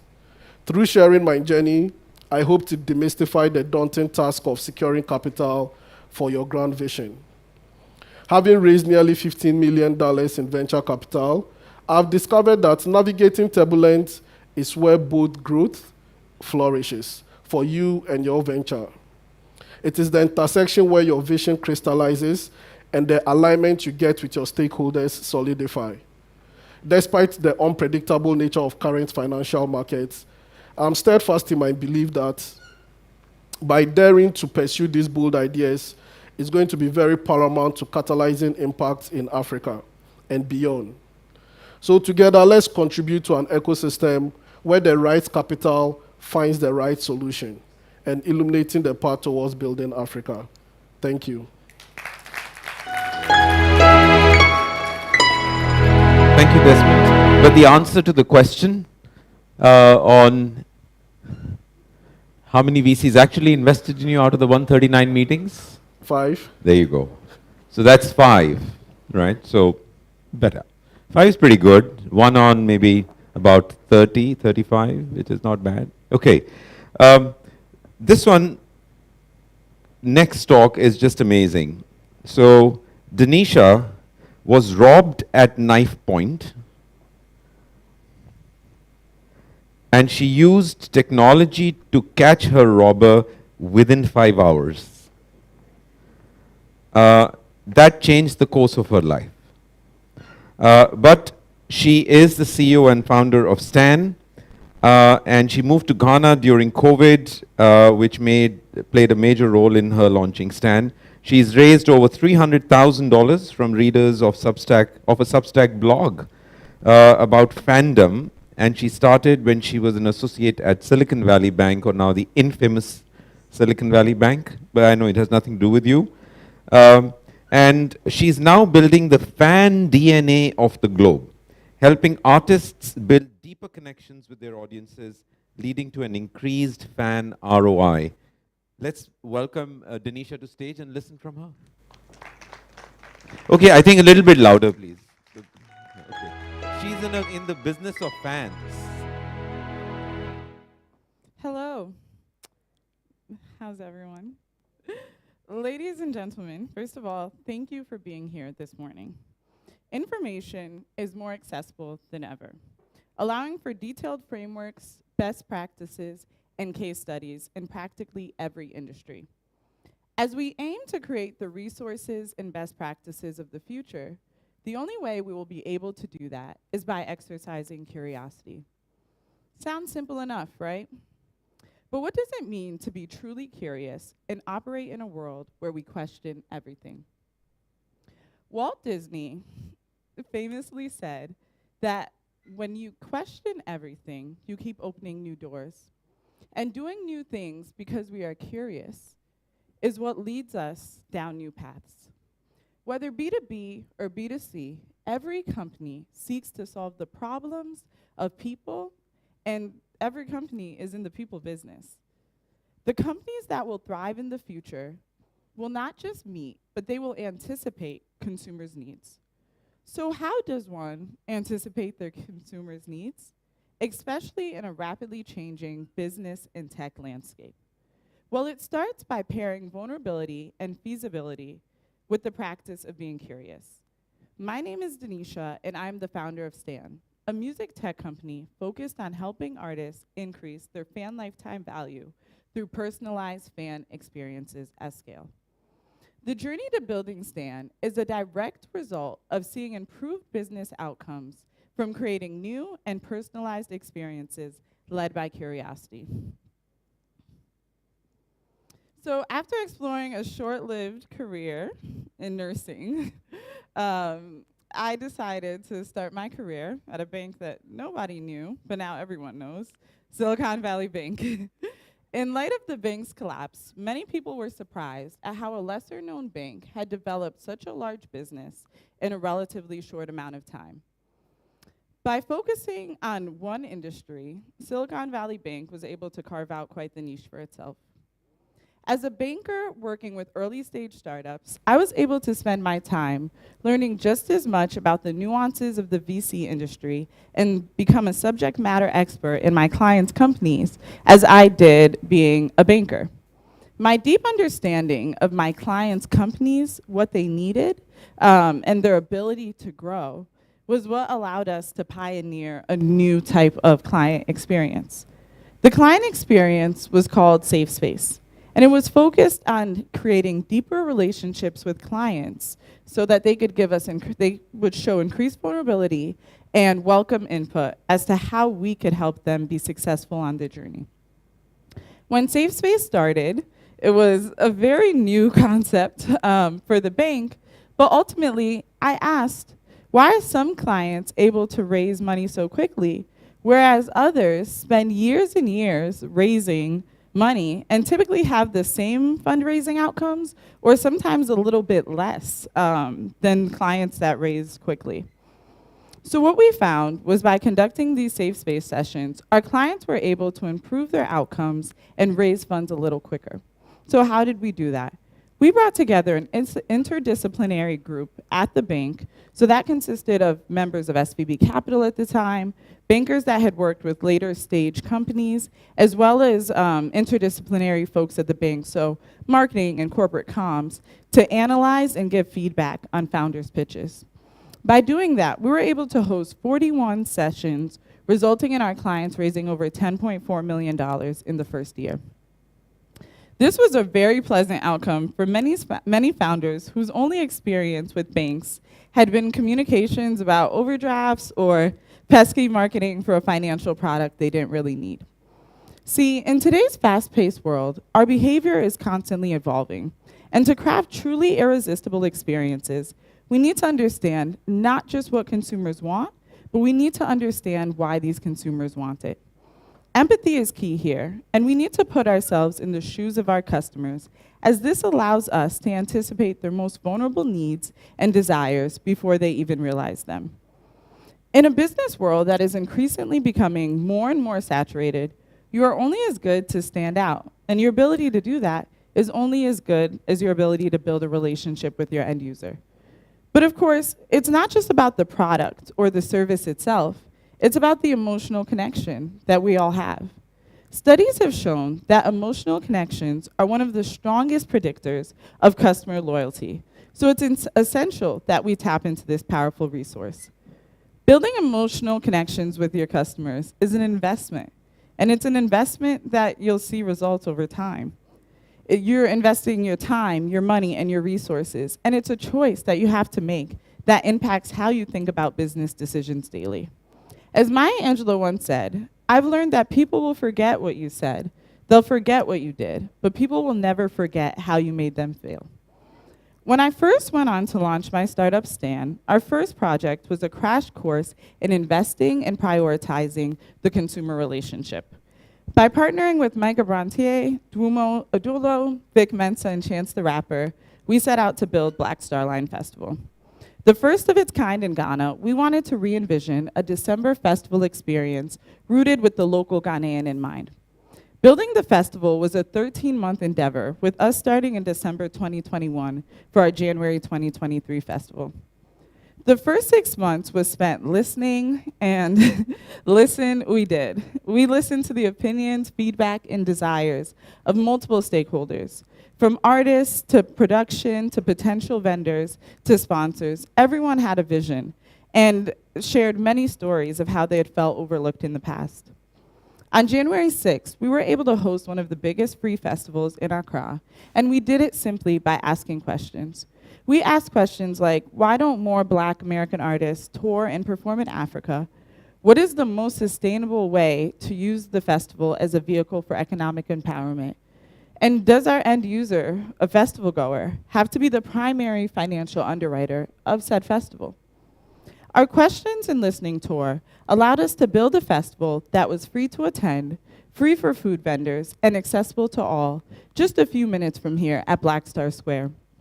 In talking to many festival goers after the festival, many had felt like we did the impossible, but nothing was impossible. We just dared to ask. After crafting fan experiences physically, we sought to understand how can we convert that same excitement and same joy that fans got from physical experiences to digital experiences. By talking to fans, what we found is that many fans, which we categorize as stans, we found that many stans wanted individualized acknowledgement from their favorite artists. In an artist's defense, tracking fan moments at scale and acknowledging each of your individual fans is a tall task, and one that very often feels impossible.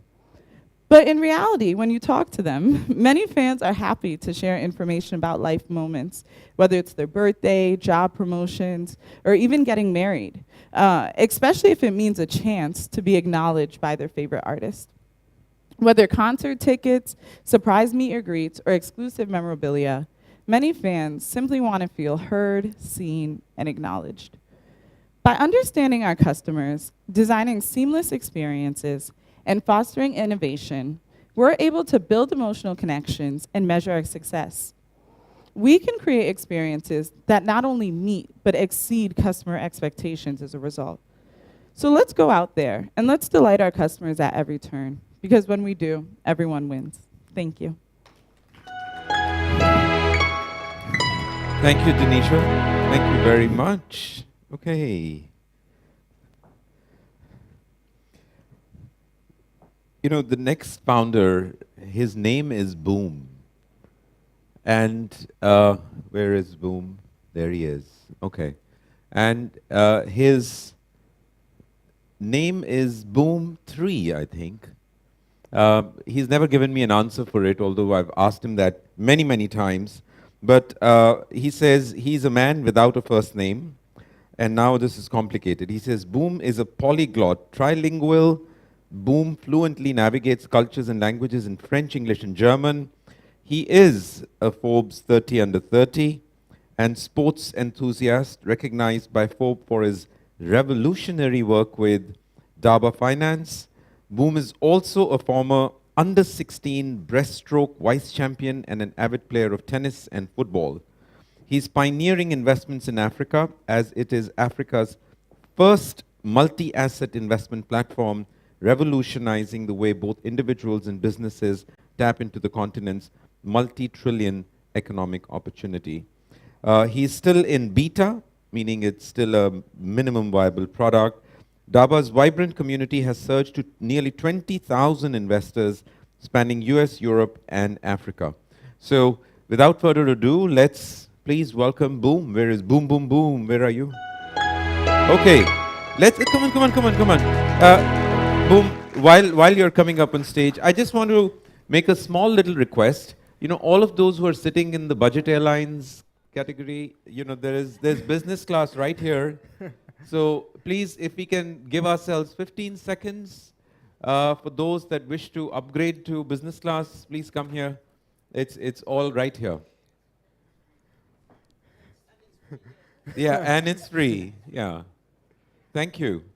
It's always very good also as a speaker to have, you know, people sitting in front of you listening to you. So thank you. Thank you very much. Boom, over to you. Thank you. Test, test, test. All right.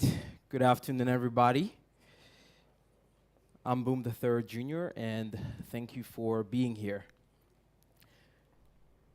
So what if I told you that the difference between dreaming and achieving is as simple as showing up? Nelson Mandela said, "It always seems impossible until it's done."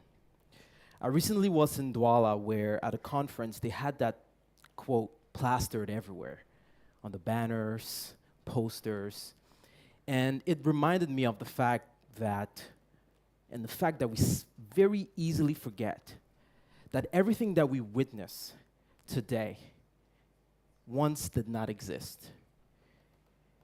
Everything that you take for granted today was once deemed impossible.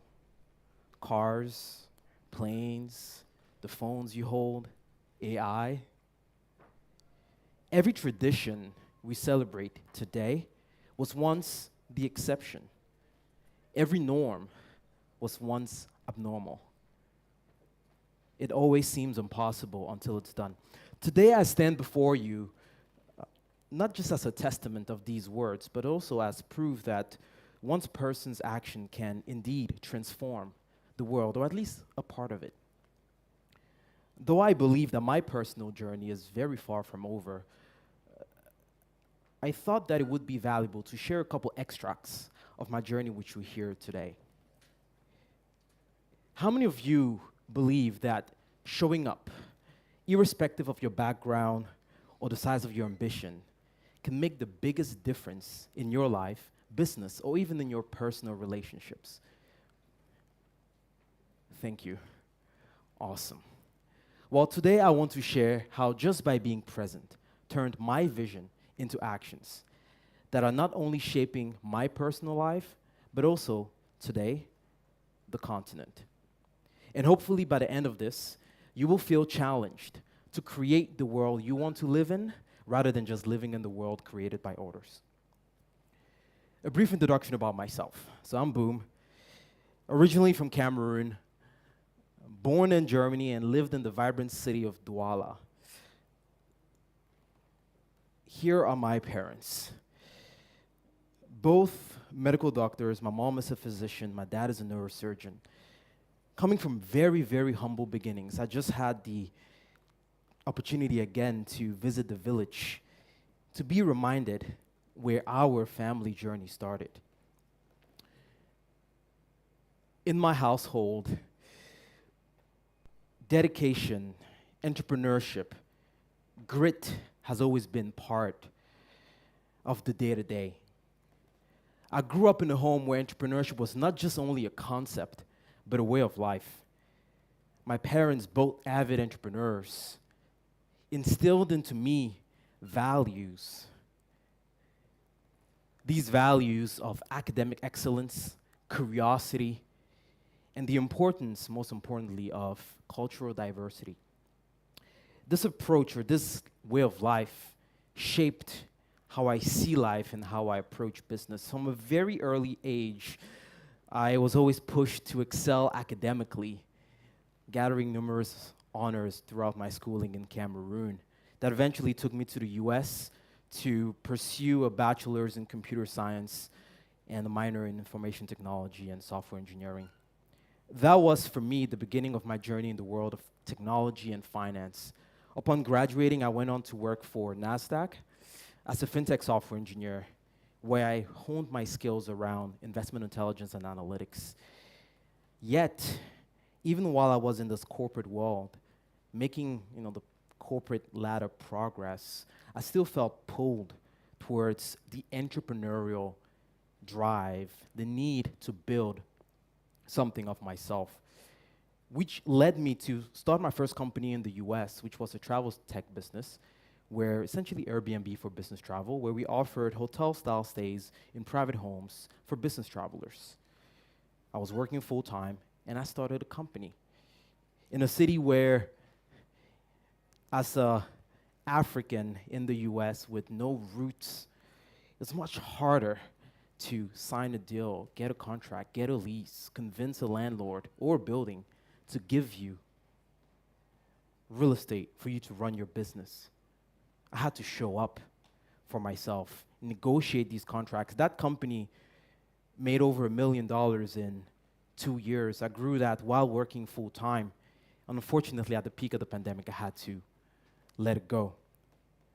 But really the story here, and through this talk, I would like to share a few instances whereby showing up for myself has helped me always unlock the next level in my own personal journey. So I've always been very entrepreneurial. At the age of 12, I was organizing kid parties.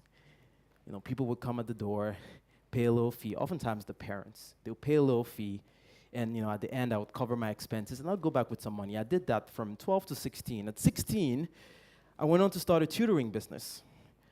I was tutoring people in maths, physics, chem, French, English. At 20, I was writing business plans for local companies in Cameroon. I'm giving you these examples just to kind of like tell you I've always been an entrepreneur. But oftentimes, these businesses were just for me to kind of make a quick buck. So when I got to the US and I felt that urge that I described earlier, I wanted to build something bigger, something better. So I started the Airbnb business. But unfortunately, that experience was rapidly cut short by COVID that specifically impacted the travel industry. We went from making over 100,000 in monthly recurring revenue to zero in less than 2 days upon the declaration of a state of pandemic. I will never forget that day. It was March 12th, 2020. I then decided that I had to build something that I was truly passionate about, something for the continent. I did not know what, but I knew it had to focus on Africa. So my now co-founder and I started this organization called Africa Startup Lab, where we're offering entrepreneurial support to entrepreneurs across the African continent, giving free mentorship, online specifically. Then we realized that it wasn't all about just the capacity, but it was more so about the financing, the money. Where's the money coming from? Where's the money going? We went through an accelerator, and that is the accelerator, us pitching at the end of that accelerator. And those were the inceptions of DABA. DABA today is setting itself to be Africa's first multi-asset investment platform. When you talk Africa, a lot of people will laugh you out of the room. They're like, it's too risky. Why are you doing business there? I mean, you got this fancy degree. Why don't you just go get a cushy job? I mean, you'd be fine. But it's often the calling, right? I mean, a lot of people that build here, they truly are passionate about what they're doing. I had to show up for myself and say, no, I'm going to forego this path that you are offering me, but rather build something that I'm truly passionate about. I remember this specific pitch competition. A lot of the investors, this is happening in Chicago, a lot of the investors in the room had never invested in any African business. They all applauded, the idea of building an investment platform for Africa, but truly did not connect with what it meant for the continent.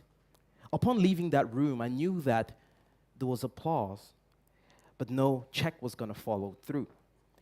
This event, though, allowed us to get introduced to the Discover Financial Services FinTech competition, which shortly after gave us our first angel check that allowed us to go on to the next step of our journey.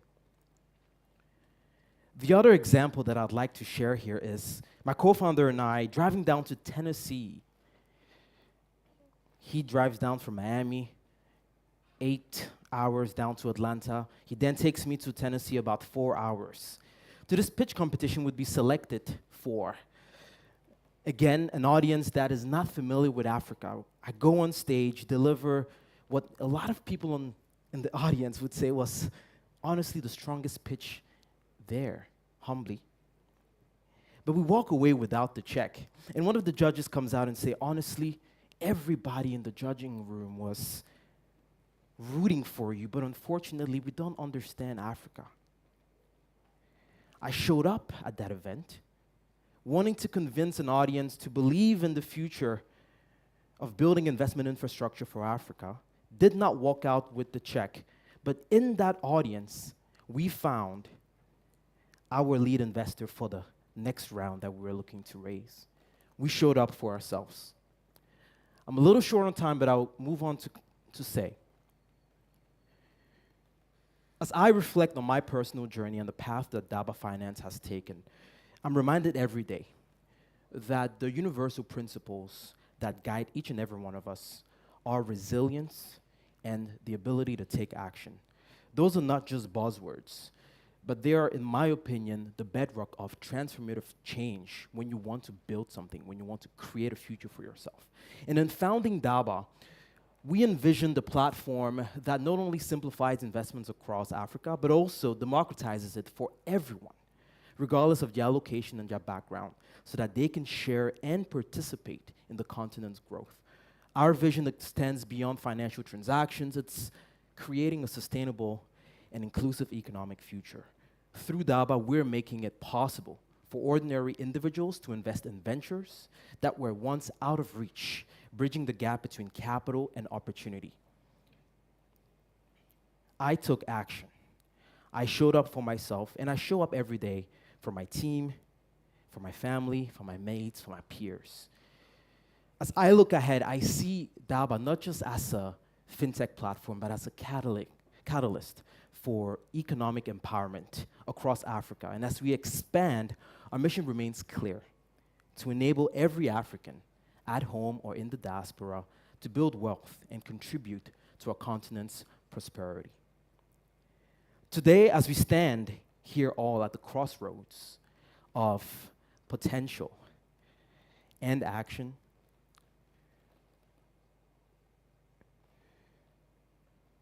the realization, I urge each of you to embrace the power of just showing up. Let's not be spectators in the narrative of tomorrow, but instead, let us be the architects of a new era. Engage, innovate, invest in the dreams that fuel your individual and collective futures. If we each take one step towards action, together we can transform not only our lives, our families, our communities, our continent.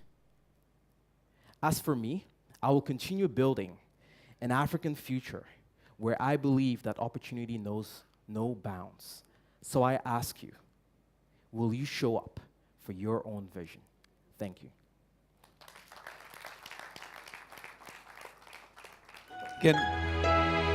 We can only wish, Boom, that your business booms. Thank you. And keeps booming. Thank you very much. And he meticulously was recording his entire talk. He's got a little tripod there. He's set it all up. He's recording it. So, founders are very meticulous about certain things. And, this is just one example. I'm sure it'll show up on social media very soon, right? And it's a proud moment. We have our next founder who's talking about what are the lessons he's learned from going from nothing to a lot of $1 million.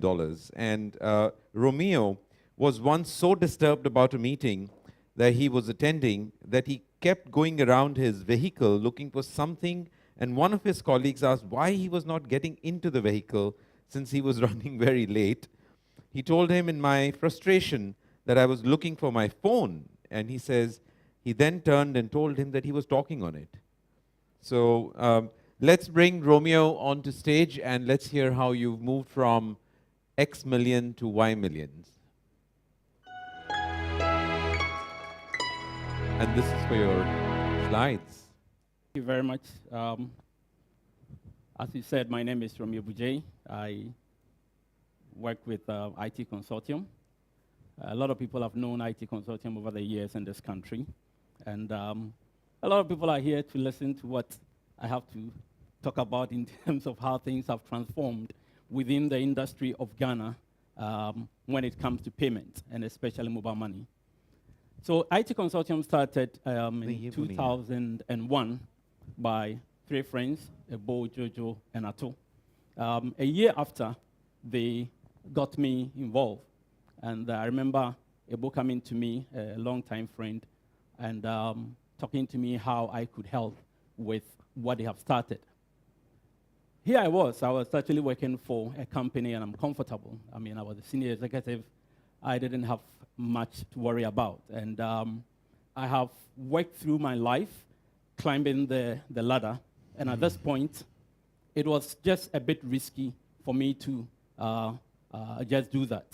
So upon reflection, I decided that, okay, I'll give my shot to it, but I'll start with being a part-time leader of the team, which I did for a while.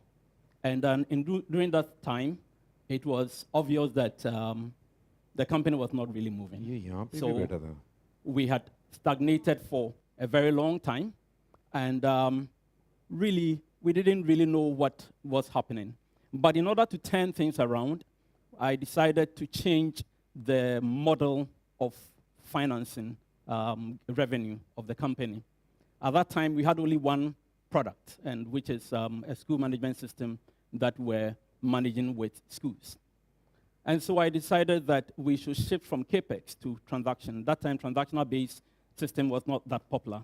I didn't even know that there was anything called software as a service. But that is what the idea that we brought to be able to do that. And so we changed the revenue model, and that allows us to be able to broaden the base of the company. So we started getting a bit of revenue. And then we also move ahead to establish a platform that was actually used to be able to link our systems from the school to the banks. I remember once I walked to a company that we're trying to pitch here in Ghana, a bank, and the MD I heard say that my daughter at home can even do it. And they just walked us out. But we had faith in what we're doing and pursued it. So with the new platform that we created, which eventually the banks linked to it, brought the first, what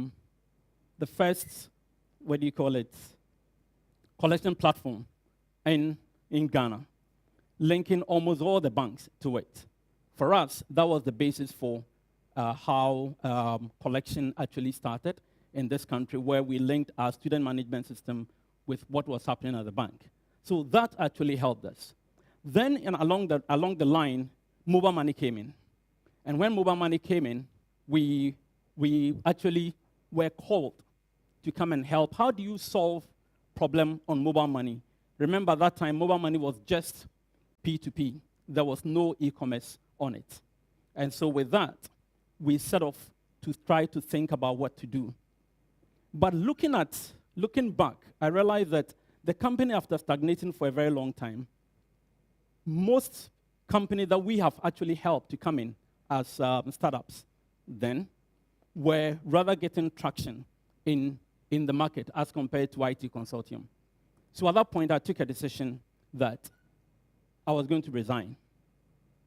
And how do I move from a comfortable life, no issue, nice family, move to a place where there is no certainty?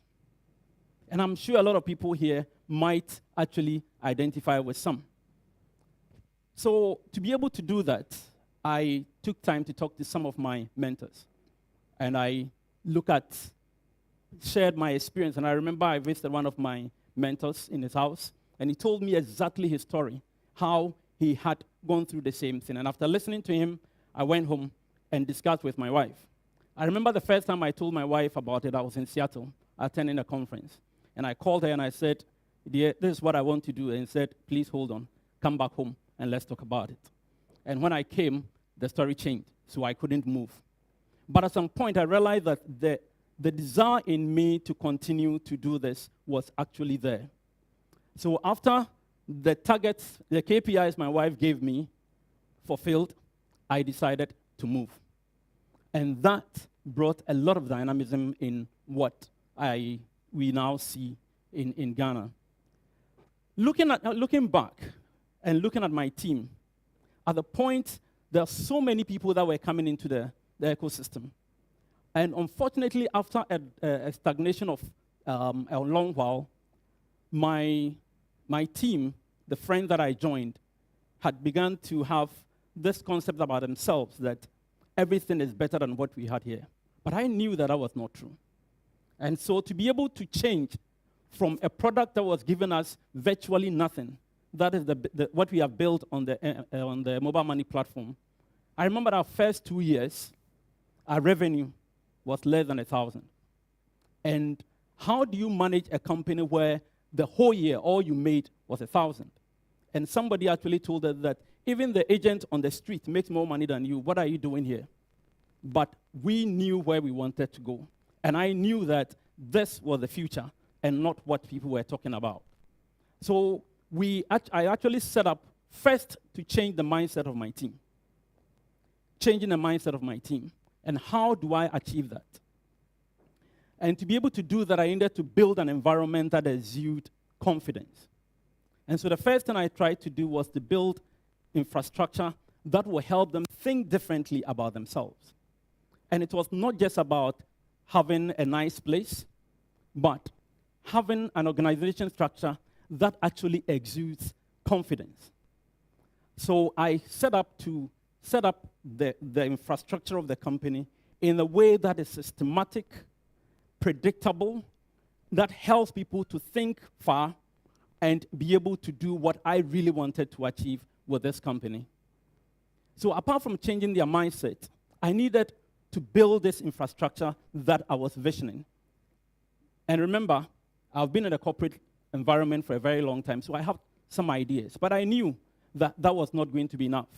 So I decided to take a course that actually helps you to understand how a company should work, all the system that you needed in place to be able to do that. And so this company, this training program, which was very, very helpful, I managed also to bring some of my colleagues into that training program. This is Stanford Seed training program, and to help them think differently about themselves and about what we're trying to build. So in building this infrastructure in the company, I made it very clear to everybody that for us to be able to move from zero to the millions that we envisage to affect lives in this country, we need to keep our focus on one thing: structure. So the first thing was to set up an advisory board for the company. And I remember that time when I shared with some of my friends, some of them wondered why I needed that, because too many people will be looking into what we're trying to do. But I said that for us to be able to move to the millions, we need to have structures that will help us so that we don't crash. Because if you don't have structures, you will crash. You will start growing, but you will crash. So with that set in place, with the corporate governance that I set in place, I put myself under authority, which enabled me to be able to also draw them along so that we have responsibility, to have somebody that we account to. And with that, I decided that we needed to have the various departments set apart to bring what we call accountability. Accountability because for you to be able to drive and be able to grow, which I've seen a number of companies in this country and beyond collapse because of lack of accountability, I decided that every rule that I set, I was going to put myself under it. To that point that even the spending of money that I could let it pass, I will not, I'll pay for it. And I made it so transparent that everybody knew that that was what I was doing. Then to the staff, I decided that I want this company to be as transparent as possible. So I took a decision that every quarter, we will give an account of the company to the staff. So we had an open forum where I gave an account, financial, technical, everything. And then staff are allowed to ask me questions and ask my managers questions. That really turned things around because then you were able to bring the staff also along. But through all these things, remember, the money wasn't coming. The only thing that was sustaining us was the student management system that we had started, which was about 9 years stagnating. How do you continue with this if you are going to turn this thing around? So the next structure that we had to put in place was what I consider partnership. So first, mobile money has come. First 2 years, $1,000 a year. Second, people did not have confidence in what we were doing, but I still was adamant that this is where we wanted to go.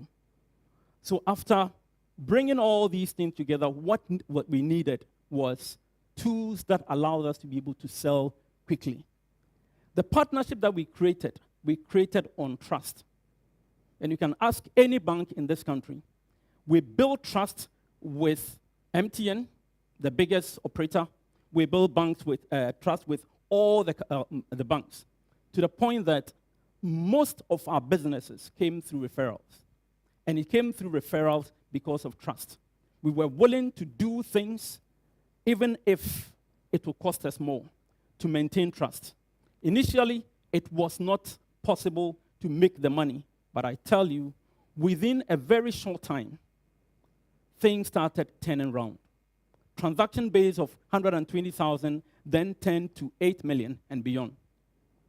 And it is because of trust, integrity, focus, and consistency. We stuck to it because we believed in what we were doing. But I'll be a liar if I don't tell you that I was scared. I'll be a liar if I don't tell you that I was frustrated. There were times that I felt so down that I felt like quitting. I remember the first time one of my partners called me. I was in my bedroom, just about sleeping, and he said, "Romeo, there's a problem." And I said, "What?" He said, "Some people have taken money."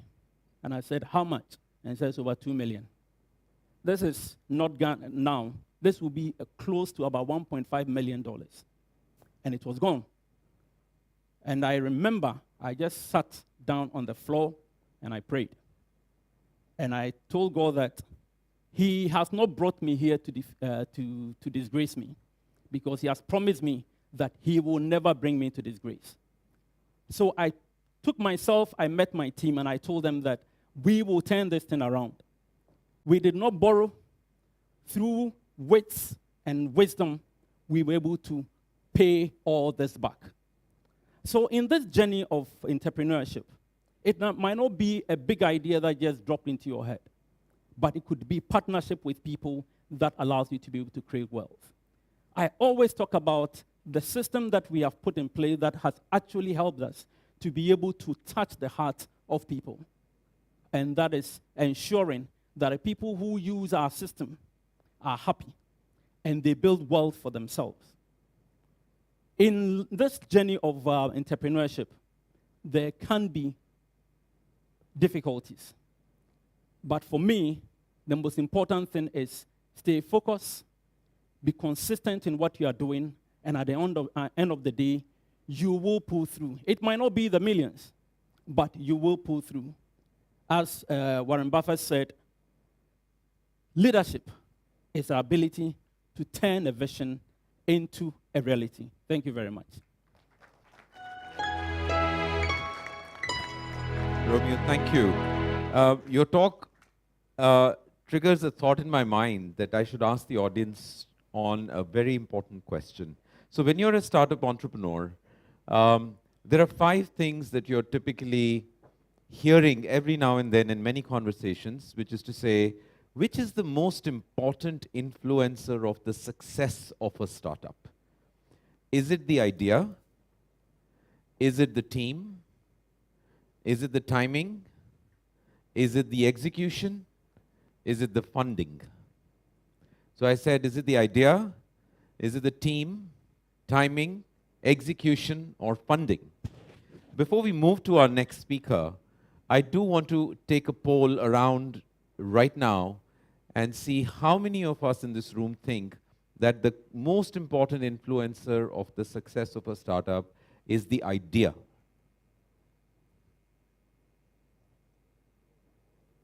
One, two hands, 3 hands.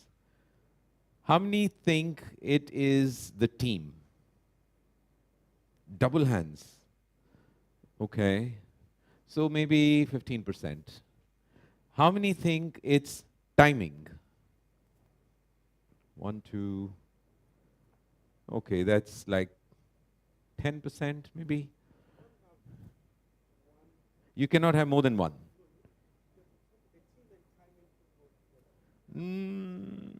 Yeah, okay. What about execution? How important is execution? How many think execution is very important? Okay. And what about funding? How many think funding is important? Okay. There's a very nice talk. I'll tell you, you can watch it. It's 6 or 7 minutes on YouTube. It's called Why Startups Succeed. And it is a talk by a person called Bill Gross, 7 minutes. I'm not going to give you the answer, which of the 5 is the more important one. But what he did was, he'd invested in about 200 startups. And out of all these 200, there were some that were not at that time, but today they have become Google, Amazon, Airbnb, and Facebook. And he said, while the team that was looking to invest in all 200 companies was the same, the analysis was the same, the quality of the analysis was the same, how is it that not all 200 turned out to be Amazon, Google, Facebook, and Airbnb? And so he took this entire team and he said, I'm going to put you in a room and you're going to analyze for me which of these 5 things is the most significant influencer of the success of a startup. And you can find the answer yourself. It says, Why Startups Succeed, and it's a YouTube talk by a guy called Bill Gross. One of the more important things that we focus on in Elevandi is the impact we have not just positively on entrepreneurs by bringing a stage like this, but also how can we contribute to people whose lives are impacted not because of anything that they did. One such initiative that we have is a very important global partnership with the United Nations Refugee Agency, which we stitched up in November of last year. I have mentioned this earlier this morning, that we are actively looking at seeing how we can promote and make their cause known to more people, make donation gathering more accessible, at the same time make sure that we are financially committed too. So Elevandi is committed for the next 3 years to financially make contributions to United Nations Refugee Agency, and we are working with them. We have requested the head of the United Nations Refugee Agency here in Ghana to come and talk to us for a few minutes about what he is and what United Nations HCR are doing. And I think we should all give a little bit of time to listen to this very, very important part of humans that are affected by things that have not been caused by them but are displaced. So let me please welcome Andrew Ginsberg, who's the head of the United Nations Refugee Agency. Let's give him a round of applause. Thank you very much. Listening to many of these entrepreneurs, I've been extremely inspired. I think it's impossible not to be inspired. What you see up there is me without a beard. I need to tell you that during this period of time, it's time for reflection for me and introspection. And it's time for me to look at my own character and to see where I am and to see how I can improve. And it's with this I hope that you'll listen to what I have to say, and I hope that it inspires you as well. So I want to thank Elevandi for inviting me to speak today, and for the great partnership between our two organizations, which we launched last year at the Singapore FinTech Festival to support UNHCR's economic inclusion programs, including Made 51. This is a global initiative to empower refugee artisans to connect with international markets. Following Elevanti's visit to the Mahama refugee camp in Rwanda and witnessing the resilience and determination of refugees in the camp, it sparked a strong desire to contribute to the remarkable efforts of UNHCR, and this is how the partnership was born. Today, I want to talk to you about refugee inclusion and the role that private sector can play in leveraging the potential of refugees to deliver sustainable development for all. When people are forced to flee war and persecution, they may lose their documentation, their homes, their belongings, their jobs, their networks. What they don't lose is their knowledge, their skills, and their talents. And in fact, in their difficult journey, they also acquire resilience, flexibility, adaptability, determination, and grit. So today I want to focus not on what refugees have lost, but what they can bring. I want to show that with the right support, refugees can not only become self-sufficient, but also become key contributors to making our societies better. After fleeing war or persecution, one of the most effective ways people can rebuild their lives in peace and in dignity is through the opportunity to work and earn a living. UNHCR works to promote livelihoods and economic inclusion for refugees. We advocate for their right to work and support them in becoming more resilient and to achieve self-reliance. Ghana currently hosts about 12,000 registered refugees and asylum seekers, and approximately the same number of Burkinabe asylum seekers awaiting registration in northern parts of Ghana. Many of you know the situation in the Sahel today. While UNHCR Ghana operation is mainly focused or highly focused on the humanitarian situation in the north, specifically the arrival of Burkina Faso asylum seekers, it is important to highlight also the need to socioeconomically integrate all of the refugees, comprising very many nationalities, wherever they reside. Many of these refugees live amongst us here in Accra and probably where you live. UNHCR, together with the government of Ghana, have continued to support the inclusion of refugees in the country's social, health, and educational initiatives. Examples of this include refugees' eligibility for the National Health Insurance Scheme, the school feeding program, and the free senior high school. Ghana has done a lot, for sure, but still, there are opportunities for private sector support and collaboration. In Ghana, UNHCR has also worked to support refugees to enter not only the informal work sector through livelihoods projects, but also the formal economy by supporting refugees to enhance their skills through vocational training courses, supporting access to higher education, and to help refugees market themselves to potential employers, as well as to identify interested businesses. UNHCR and a partner operate a refugee community center here in Accra called Blue Oasis. That venue provides a place for training, tutoring, computer and language literacy skills, as well as career counseling. What's the scale of the refugee crisis today? Over 114 million persons are forcibly displaced worldwide. This is more than 1% of the global population. Who is hosting these refugees? Now, you may think that refugees go to rich countries. Actually, it's quite the opposite. Almost 9 out of 10 forcibly displaced persons live in low and middle income countries. With conflicts increasing, it is clear the status quo simply does not work. We must rethink how we approach the issue. Let me provide you with a different perspective on refugees. A 2018 study by the IFC and UNHCR looked at Kakuma refugee camp in Kenya and its surrounding areas. The study found that there were more than 2,000 businesses and shops in Kakuma. And business was thriving. It was worth about 56 million. The study found that many of the refugees are not passive recipients of aid, but are active drivers of economic activity. The private sector investment in Kakuma benefits both refugees and their host communities. For instance, refugees often hire local people to work with them, and they purchase from local markets.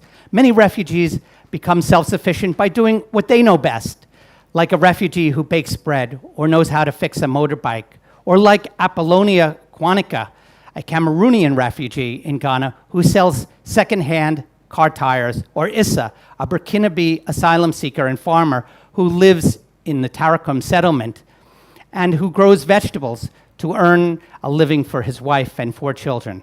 Most refugee hosting areas are developmentally deprived and have poor service facilities. Thus, investing in refugees also presents a developmental dividend.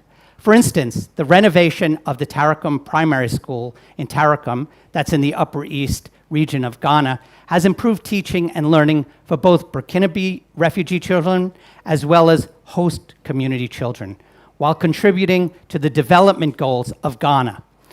Data shows that refugees spend about 1/3 of their disposable income on connectivity. Vodacom, Vodafone's African arm, installed a 3G tower within the Nyarugusu refugee camp in Tanzania in 2016. Providing this service in the camp was actually highly profitable. Many companies in Ghana and elsewhere are integrating refugees into their corporate social responsibility and philanthropy strategies. In Ghana, UNHCR held the first Afro Polo charity event, which saw attendance by leading Ghanaian companies like GCB Bank, IPMC, Metalex, the Africa Business Bureau, the Ghana Trade Fair, Silver Star Audio, amongst other businesses. The event mobilized much needed funds to support refugees in the refugee settlements in the north with agricultural livelihood kits to help them farm, paving the way to become self-reliant. Refugees are consumers, employees and employers. They are active contributors to our economies and societies if we give them a chance.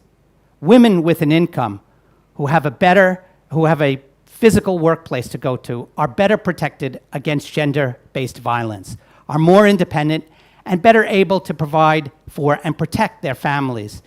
Female refugees who work are also better able to send their children to school. We need to change the mindset that a refugee is someone dependent on assistance. Many of them are involved in informal work, but also running businesses and creating jobs for others, or joining companies and adding value. But refugees can't do this alone. They need support to get back on their feet and to leverage their full potential. The examples above show the transformative impact of collaboration when the UN, governments, and the private sector all contribute a piece of the puzzle. Here are a few examples of how businesses have helped boost refugee inclusion. The Avanti Communication is a satellite capacity partner for the communications industry across Europe, the Middle East, and Asia. Avanti Communication supports digital literacy by helping refugees in the settlements in Uganda. Canaan Group of companies is a real estate developer in East Africa. Recently, the Canaan Group made a significant contribution to the Goram refugee settlement in South Sudan by constructing a number of permanent educational facilities. This initiative aimed to enhance access to education for refugees in South Sudan. The Amahoro Coalition is a UNHCR strategic partner that brings together African private sector actors to find solutions for refugee issues. Together with UNHCR, they've held 2 editions of the Africa Forum on Displacement. These forums brought together private sector leaders, refugees, and diverse stakeholders to raise commitments for solutions to refugee issues. They also sponsor the Amahoro Fellowship, which aims to provide refugees with skills, resources, and opportunities to thrive. I want to talk about 5 key areas of engagement. I hope that I've shown you that there are many ways that the private sector can play a key role in bringing about solutions. They include supporting education, vocational training, and skills building to prepare refugees for employment. 2, supporting the self-reliance of refugees by engaging refugee businesses or by employing refugees. 3, providing connectivity and technology to leverage refugees' creativity, innovation, and talents. 4, providing access to financial services, which are often hard for refugees to get, like access to credit, savings, and insurance. This is key to supporting refugee entrepreneurs. And 5, helping to bring renewable energy, like solar power, to power the economic activity required for refugees to thrive, and also supporting these climate action goals. A last point I would like to make is that businesses have a lot of influence and can reach audiences in ways that we at the UN cannot. With your powerful voices and your connections, you have a key role in helping us raise awareness about the plight of refugees, fight misinformation, and create a positive narrative. We need a mindset change. We need to make the world recognize who refugees really are. They are innovators, entrepreneurs, taxpayers, consumers, and investors. We need to help advocate for more inclusive policies that incentivize their inclusion into our economies and societies. UNHCR has witnessed that businesses that have engaged with refugees have benefited at several levels. It has strengthened their brands, helped motivate employees, and helped overcome skills shortages. Refugees should not be defined by the tragedies of their past, but by the potential of their future. We need to make the case that investing in refugees is not just the right thing to do, it's a sensible business decision. Before I conclude my presentation, I'd like to share with you a meaningful remark made by Mr. Filippo Grandi, UN High Commissioner for Refugees. Economic inclusion means enabling refugees to provide for themselves and be net contributors to economic growth and job creation as consumers, workers, and entrepreneurs. It is one of the most important keys to enhancing protection and unlocking solutions for refugees. Thank you very much. Thank you, Andrew. You did cover a lot. At any point in time, I think we should all be very, very grateful for the things that God has given us, and be also very empathetic towards those that have been displaced for no fault of theirs, and which is the reason why we believe we need to do something together with the United Nations Refugee Agency. We have a hopefully very energetic speaker who's going to talk about his podcast, which he claims is one of the biggest thought leadership podcasts in Africa. It's called the Change Africa podcast. He and his CTO have been friends for 6 years, and it's a very large team that they have of 3 people, and they work 7 days a week. It's understandable, but when you have 3 people and you have a podcast to do and you really truly believe in it, then it doesn't feel like work anymore. You know, you can really say that I love what I do and I do what I love. So let's welcome Isaac on stage. You got the clicker if you need it? Yeah. Where's the clicker? So simple correction. We're working on a startup. The podcast is something we do for fun.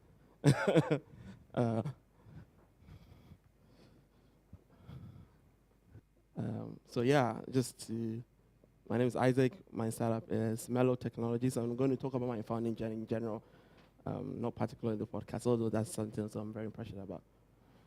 It's called Dear Isaac. Dear Isaac, your mother says you were born a miracle. More than 10 months of undue pregnancy, you came at the 11th hour. A child separated a decade from your elder brother, you brought joy and hope into a deflating marriage. No wonder you have such a good smile. 7 a.m. on a Monday morning, baby, you came ready to work.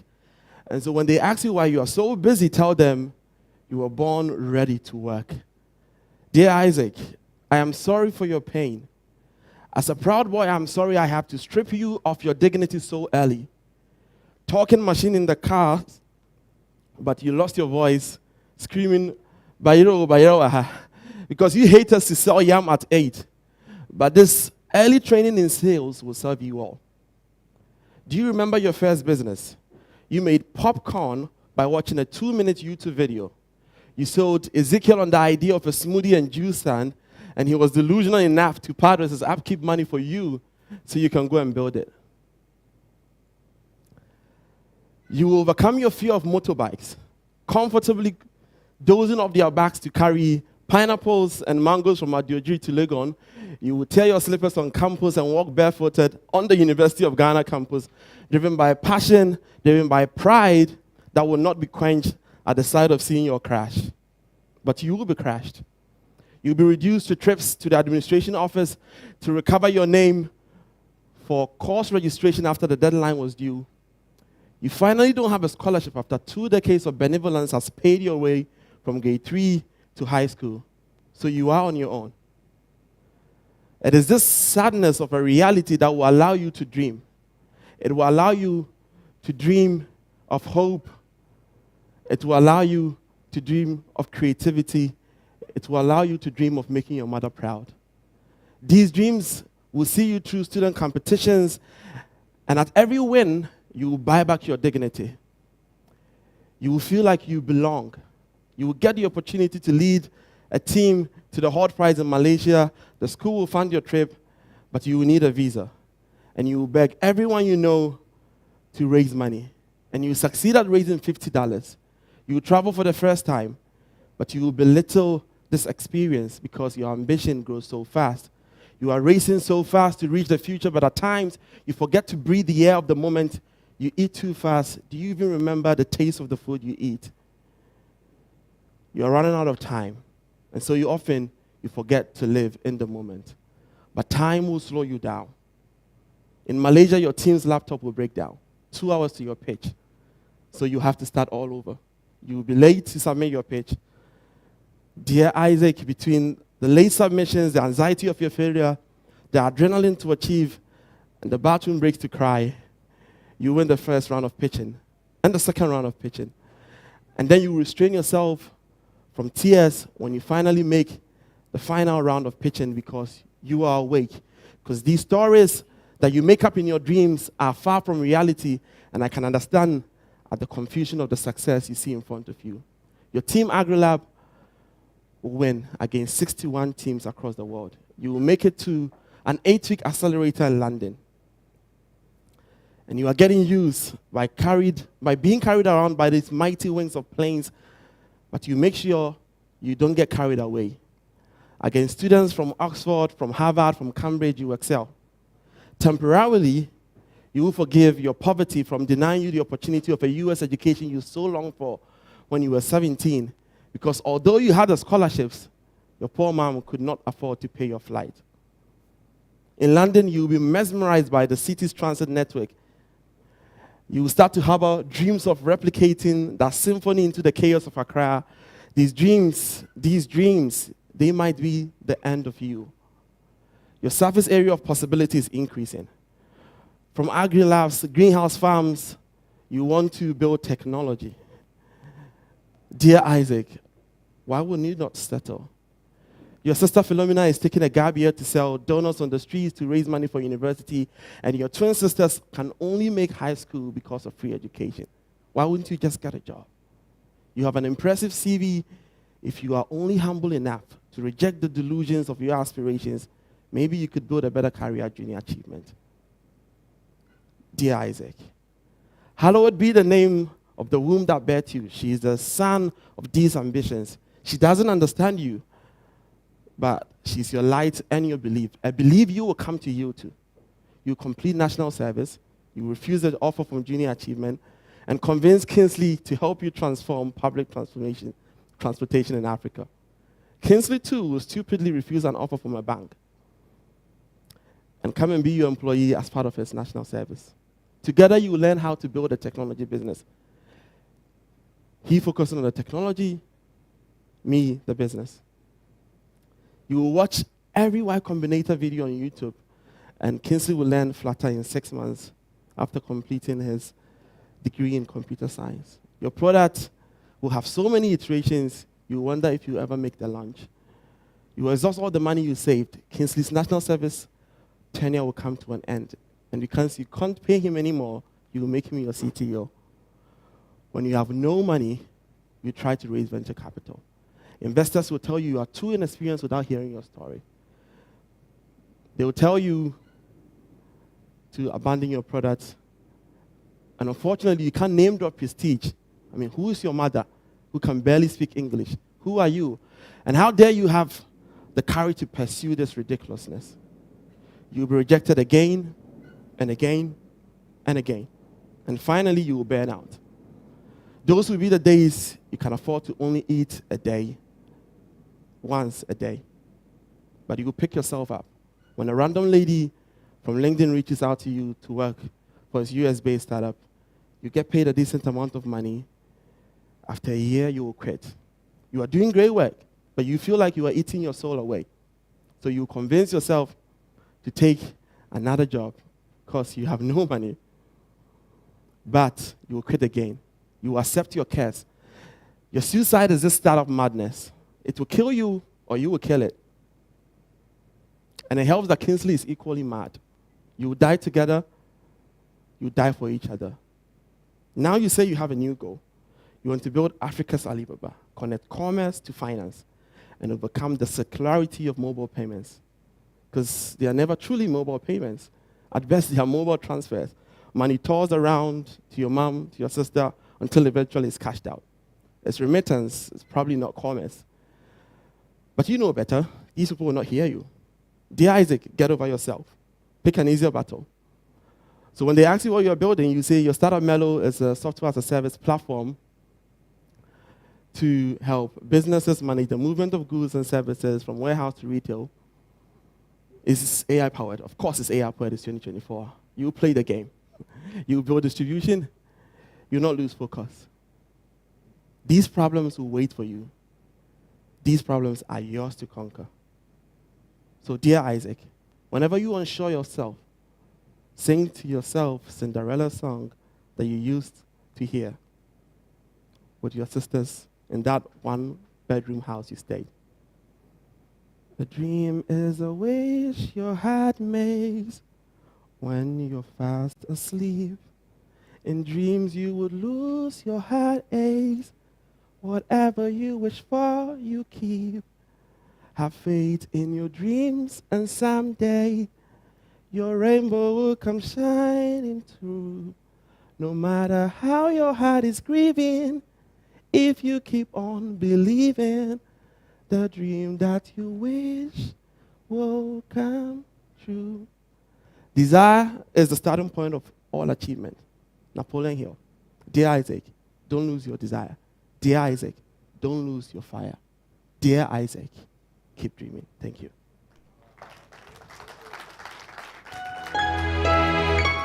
Fantastic. I could not have written that at all. Third person, but talking to yourself. Did you use ChatGPT? Amazing, really, really amazing. Thank you for that, Isaac. It got me a little teary-eyed towards the end when you were singing. So I have to be honest. Okay, we're looking forward to listening to Mary. She's talking about the necessity of trust and how far it has taken her. But let me give you a little bit about it. She loves reading romance novels online. This is something I've never managed to do, read online. She's inherited her companion dog called April when her daughter went to college. She loves children, young adults, and youth. She gets an excuse to do fun things unadult. On her business, Data Integrated is 2 companies in one by chance, Data Integrated and Mobitil. For most of the staff, this is their first job. Many of the developers have grown within the company. Most of the staff are under 30 years old. And the 2 most popular people at her company are the catering departments who feed the staff. So let's welcome Mary and listen to this, hopefully, very insightful story. Please come, Mary.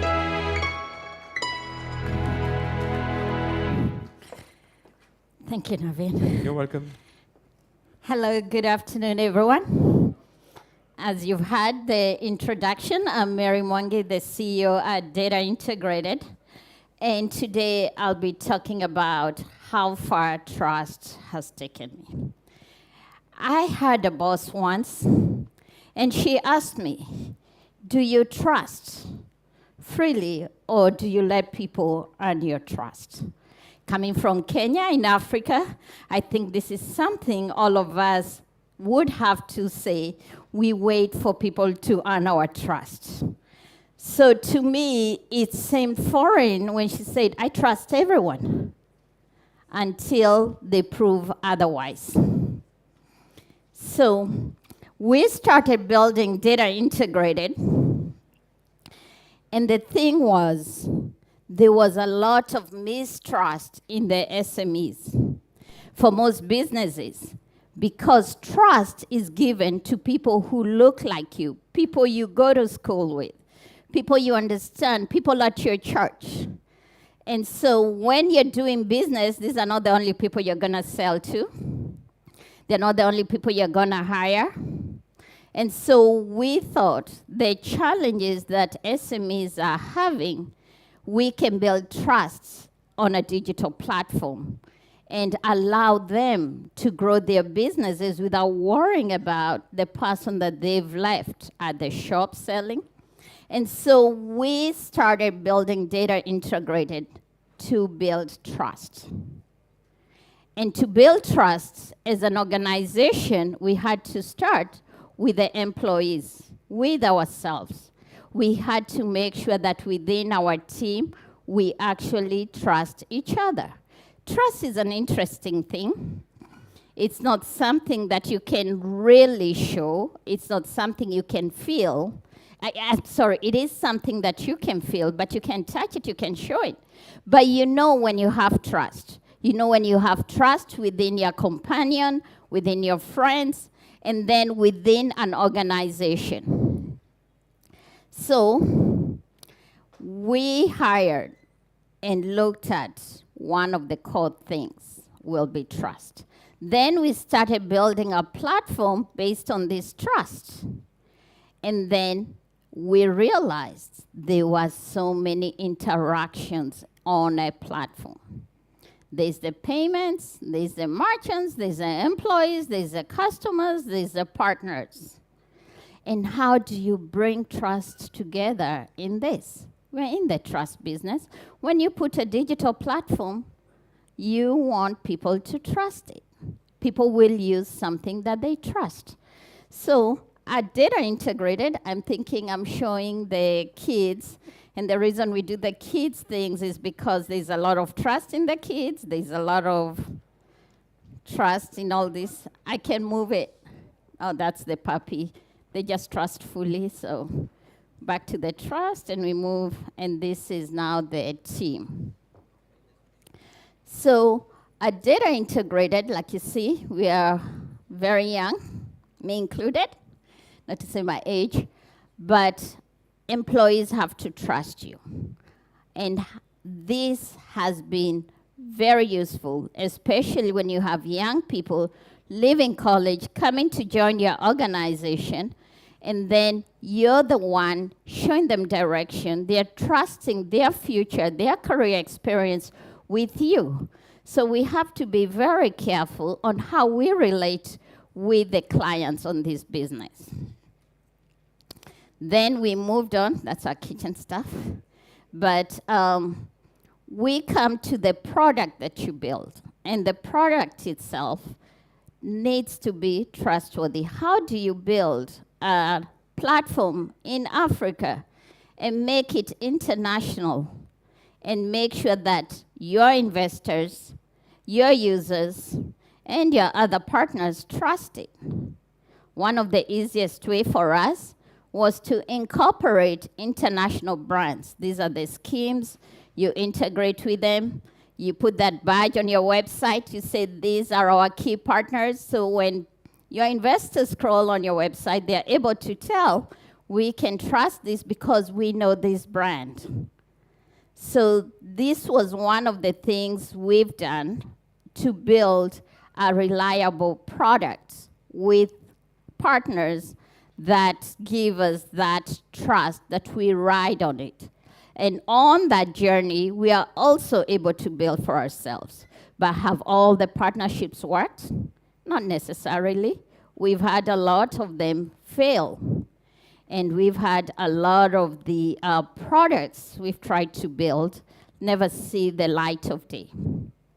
Is it because the people didn't trust them?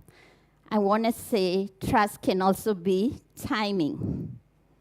When things are too early, people don't know them. I remember when we were doing products and we were incorporating hardware onto our products, and we had software, we had hardware, and we were told hardware is too much. We can't. You should only do one thing, you should only do software.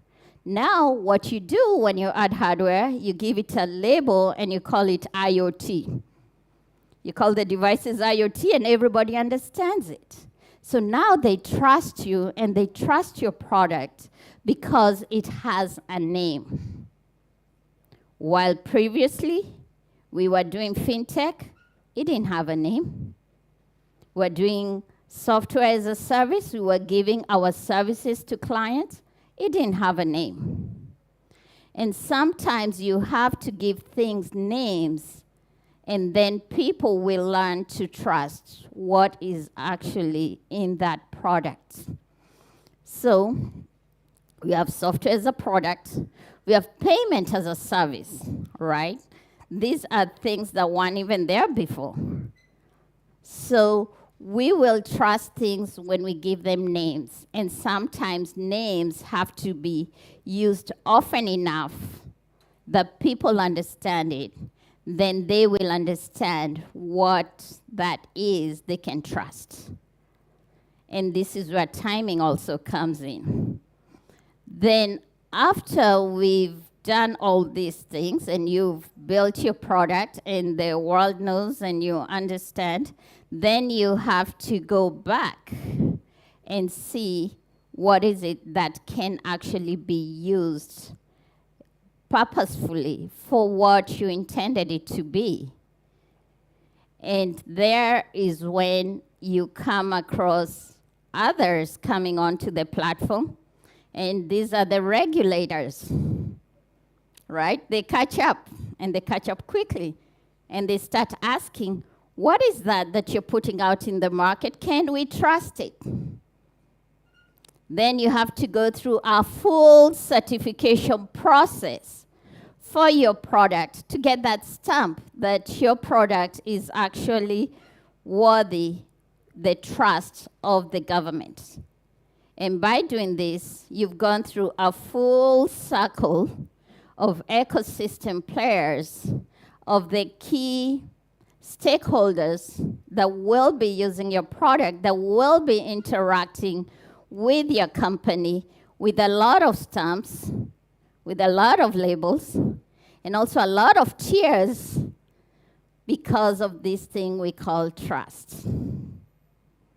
But we can't do without trust. There's no business that can work without trust in all the things that we do. And as we do build digital platform, we have to build trust within those platforms. We have to bring trust within the industries that we work with to work more efficiently on our platforms. And so the one thing I would like us to take from here is no matter what, no matter how hard trust is, it is a key component that brings comfort, not just to us in our relationships, but also to our clients and to the future that we hope to build. Thank you very much.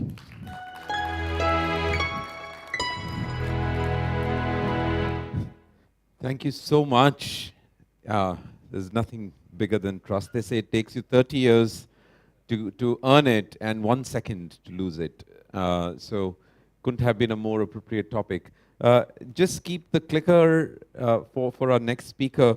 When we were talking to Eric, it was quite the moving conversation when for the first time we even received his script because of the tragedies that he's gone through in his journey so far. But he wanted to talk about it. And so he's, of course, he started a business from his room, holding his kids with a caretaker. As he negotiated his first contract with the UN body, he sold his wife's car to fund their first contract. He's grown the company from 5 staff and a startup capital of just $4,000 to much bigger now, and he's serving 350,000 farmers across Uganda and a company valued at, I don't want to reveal the number, but quite well. He's tried looking for employment, but in his personal life failed. Feedback from an interview that he attended inspired him to become an entrepreneur. And let's listen to Eric on why he's saying, picking up the pieces, how tragic loss has redefined his journey. Eric, please come on stage. Let's give him a round of applause, please.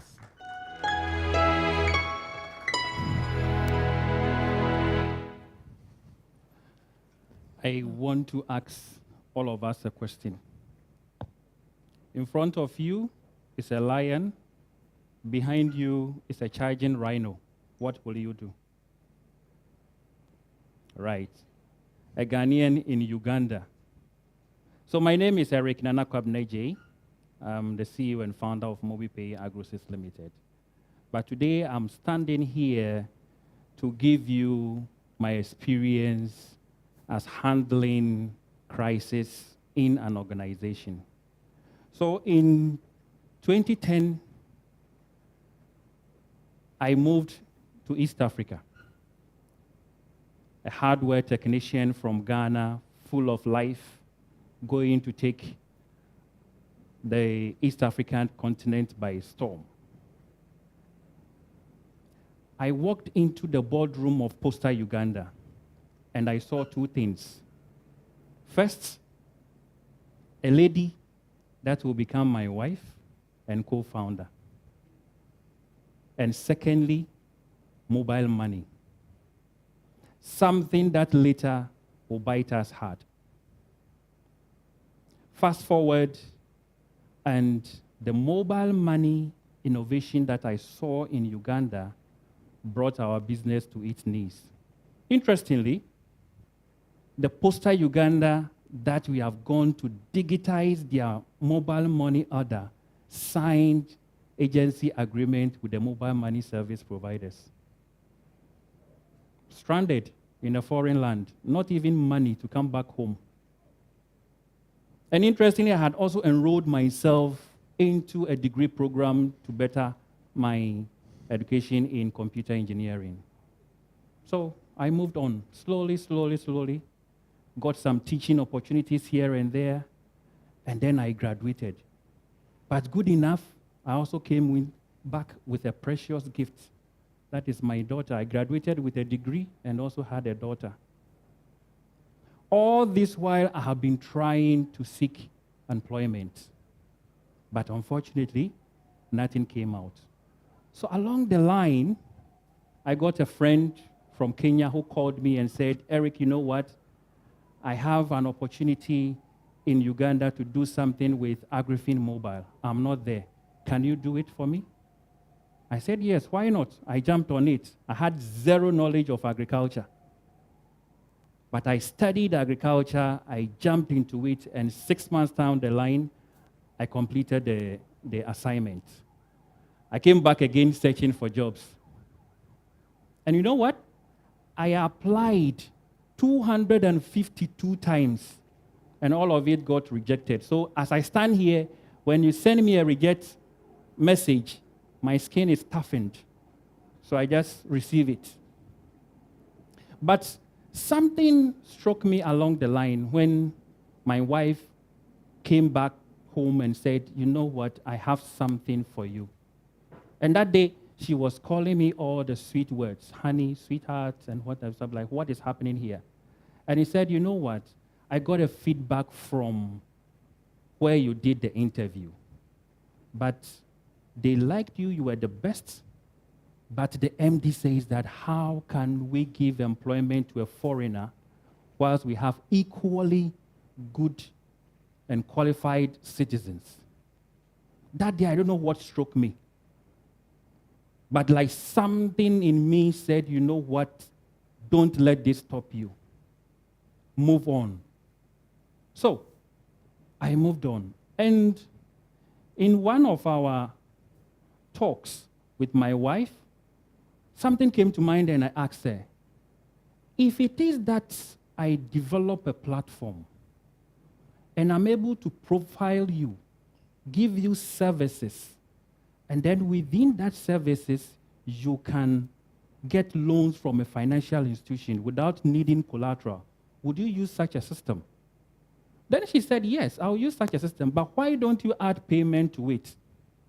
That is the birth of our company, MobiPay AgroSys Limited. And interestingly, the first version of the platform came from my project work at my bachelor's. So we started this, and by 2016, we got our certificate to operate from my sitting room. And interestingly, we were negotiating a contract with United Nations Capital Development Fund. And from the sitting room, I had to get the nanny to keep my children in the bedroom and ensure that they do not make any noise. Other than that, something is going to happen. But I stand here to tell you that we were able to secure $525,000 worth of contracts from my sitting room. Fast forward, we needed to implement the projects. But with the UN body, you need to implement the first trench, and then they reimburse you. It's a reimbursement contract. So what it means is that you implement, we give you money, you implement. We had no money. We were broke. So I told my wife, you know what? I see that beautiful car there. Can we invest with it? She said, yes. Interesting. I had a very loving wife. So we sold her car. We started the project. And we're able to do it well. So from the 5 staff that we had, we started growing the business. We were booming, getting contracts. UNCDF, WFP, name them. We've had work in the refugee settlements, and I was very happy when the UNHCR a representative was talking about refugees. We've had experience working with refugees for almost 6 years. However, in October 2017, tragic struck us. And my wife, my co-founder, and mother of my children, I lost her through an accident. So here I was in the hospital trying to recover. What is going to happen? What am I going to do? How do I get this thing? What do I do? Do I pack my bags and go back to Ghana? This woman has been my co-founder. Because when we started MobiPay, I told her, now resign from your work as the head of IT at Posta Uganda and join me. So that's where we're going. As if luck, that day, I think, when the trouble start coming in multiple folds, when I came back home and went to office, I was given resignation letters by 3 of my trusted staff. And they gave me only 3 days that they are leaving. So I asked myself, what is it? Is it a coincidence? Is it a betrayal? Is it my vulnerability? But one time in my bedroom, my son walked in, 7 years by then, and told me, Daddy, what is it? And I like digging when I go with the farmers because my platform provides linkage between input, market, and financial services to smallholder farmers. So in Uganda, we call this as digging. We dig the land to be able to plant. So he told me, Daddy, what is it? Talk to me. If there's anything, you just talk to me. That is when I noticed I was drifting away from what I have built with my wife, the love and the hard work that we have put into this. So I had to go back. So what did I do? And that is the how. I immediately called the leaving staff, tried to find out what is the problem. What did we do wrong? Interestingly, all my staff who leaves my company joins the bank. And yet we are also providing services to the bank. So again, I also had discussions with my board of directors and the investors in our company. But in all this, I also took care of my mental health. So doing that, I was able to manage all the activities that was happening in the company. Again, getting the feedback from the leaving staff, I was able to restructure the company, how we go about our retention of staff, and then also we created temporal leaders in the organization to take over as I recover. My entrepreneurial journey has been more of a roller coaster.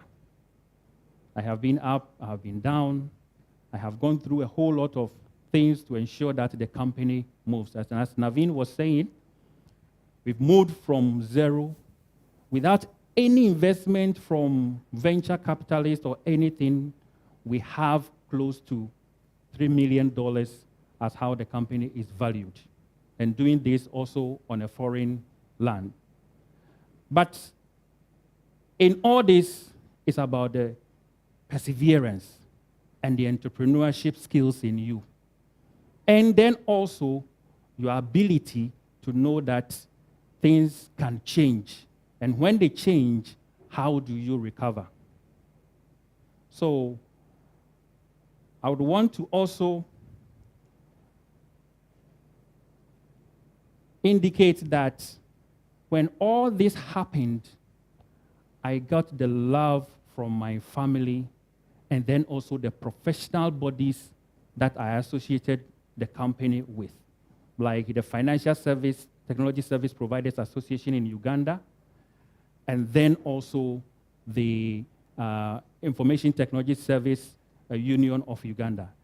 Through my business advisors and also through mentors, I was able to pull through all this. And currently, we are also back to our strongest bet. We've also been able to bring in more institutions on board. So for the entrepreneurs here, I want to assure you and I want to let you know that sometimes obstacles come, but how you get up and dust yourself is what makes you a good entrepreneur. So we need to look at the dark side, the twists and turns, and together we can build something memorable. Thank you. Wow. Thank you so much, Eric. Thank you very much. Let's give him a round of applause. And may there be a zero after the 3 million now, right? Thank you very much. Yeah. I just want to request that bunch of audiences that are sitting, that I often call budget airlines. And, there are business class seats here, which are free. So can I request everyone to just come forward? I'll take 10 seconds. Please come. It's okay. And come.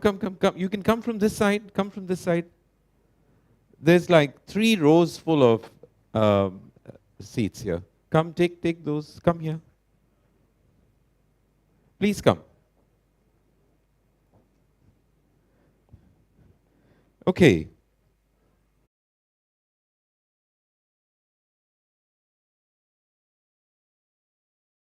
To her talk. She became an award-winning journalist in her early 20s and has interviewed the likes of Mary Blige, I think? Blige. Okay, Mary J. Blige, Shaka Khan, I know people at my age know Shaka Khan, Boris Johnson, and Craig David. She's worked in Hollywood with BET and was part of Jay-Z and Beyonce's entourage. I mean, that's the closest I've gotten to them after when the rapper first performed in Ghana almost 20 years ago. Started tech in Ghana 8 years ago without any tech experience. You and I have something in common there. And has grown the platform with a small team to become one of the leading conferences on the continent. Tech in Ghana has hosted almost 1,000 speakers over 12 events, attended by almost 4,000 people from across the world. Tech in Ghana has provided global access and connections to Ghanaian startups in countries including France, the UAE, and South Korea. So she's with us here to talk about how death and pain became her superpower. Let's please welcome Akosia on stage. Thank you. Thanks for having. This is for your slides. Thank you.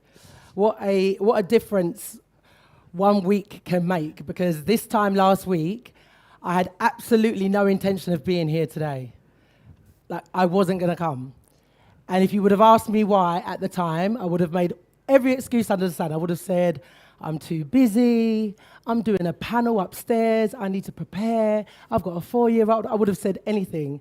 And people that know me really well were looking at me as if to say, Akosia, are you serious? Like, we've seen you do a lot more than this. What's your problem?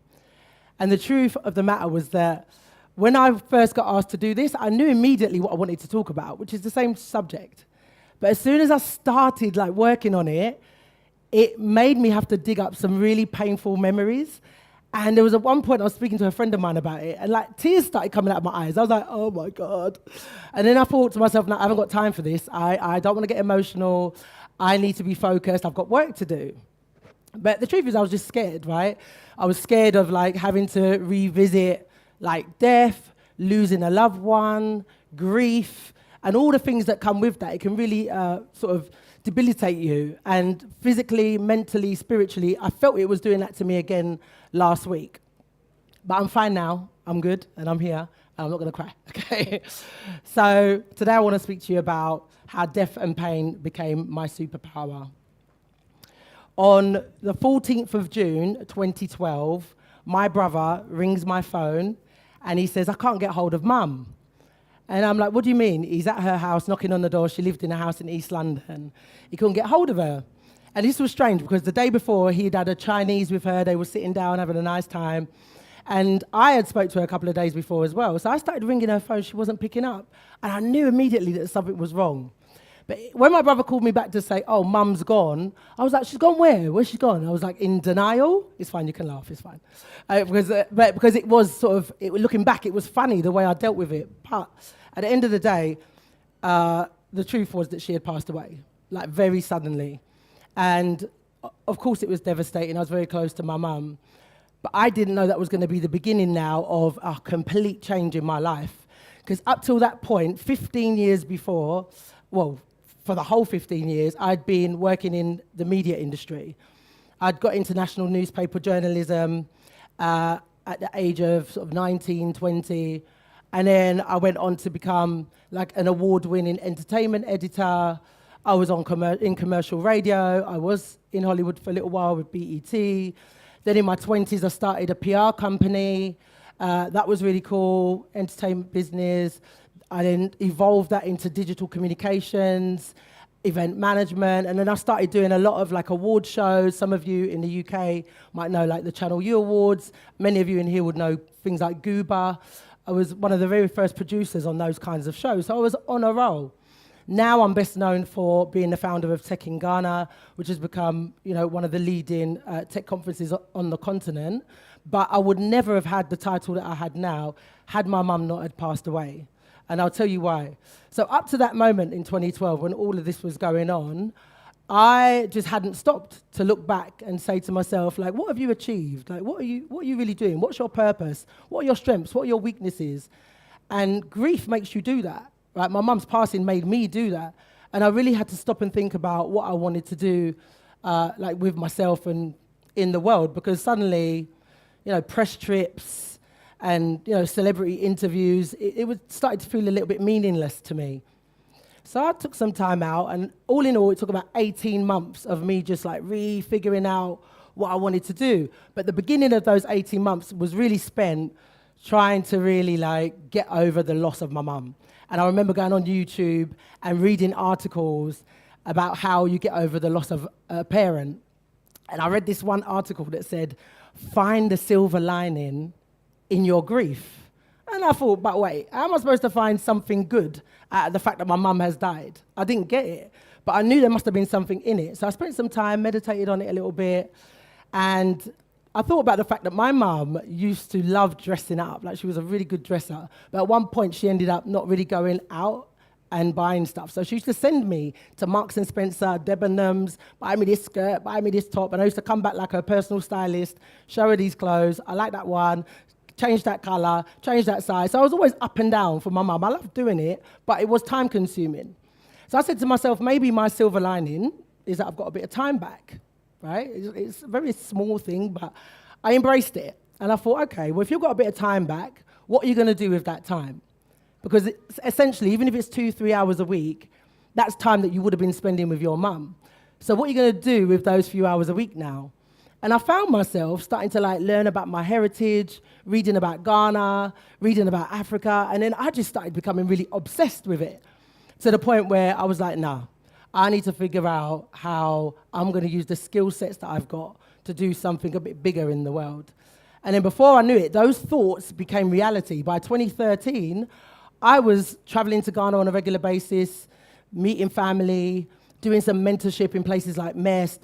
I was doing some hosting of events there was an event called the Angel Fair Africa, which was for investors that look after startups. So I was like, okay, there's a lot going on. By the time 2015 came, I was just inspired to create my own thing, and I started AB 2020, which was initially just a newsletter, a digital newsletter for the Africa business, tech, and investment community. So we just used to write about what was happening in those spaces. Then before I knew it, I was doing little business missions with people from the diaspora into the country. Then I was doing event management services for people. And then eventually along came Tech in Ghana.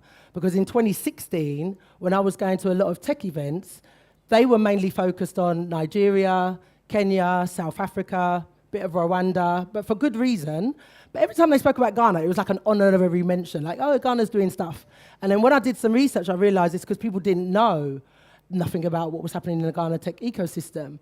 I was aware that there were startups and founders that were leveraging technology to build local solutions to a lot of problems that were happening here. There was a growth in, tech hubs that were popping up everywhere. Accelerators started coming into the country. Mobile money started really developing. And so I was like, right, that's what I'm going to do. So 2017, in February, I launched Tech in Ghana in London to highlight Ghana's tech community. In the same year, we did it here in Accra.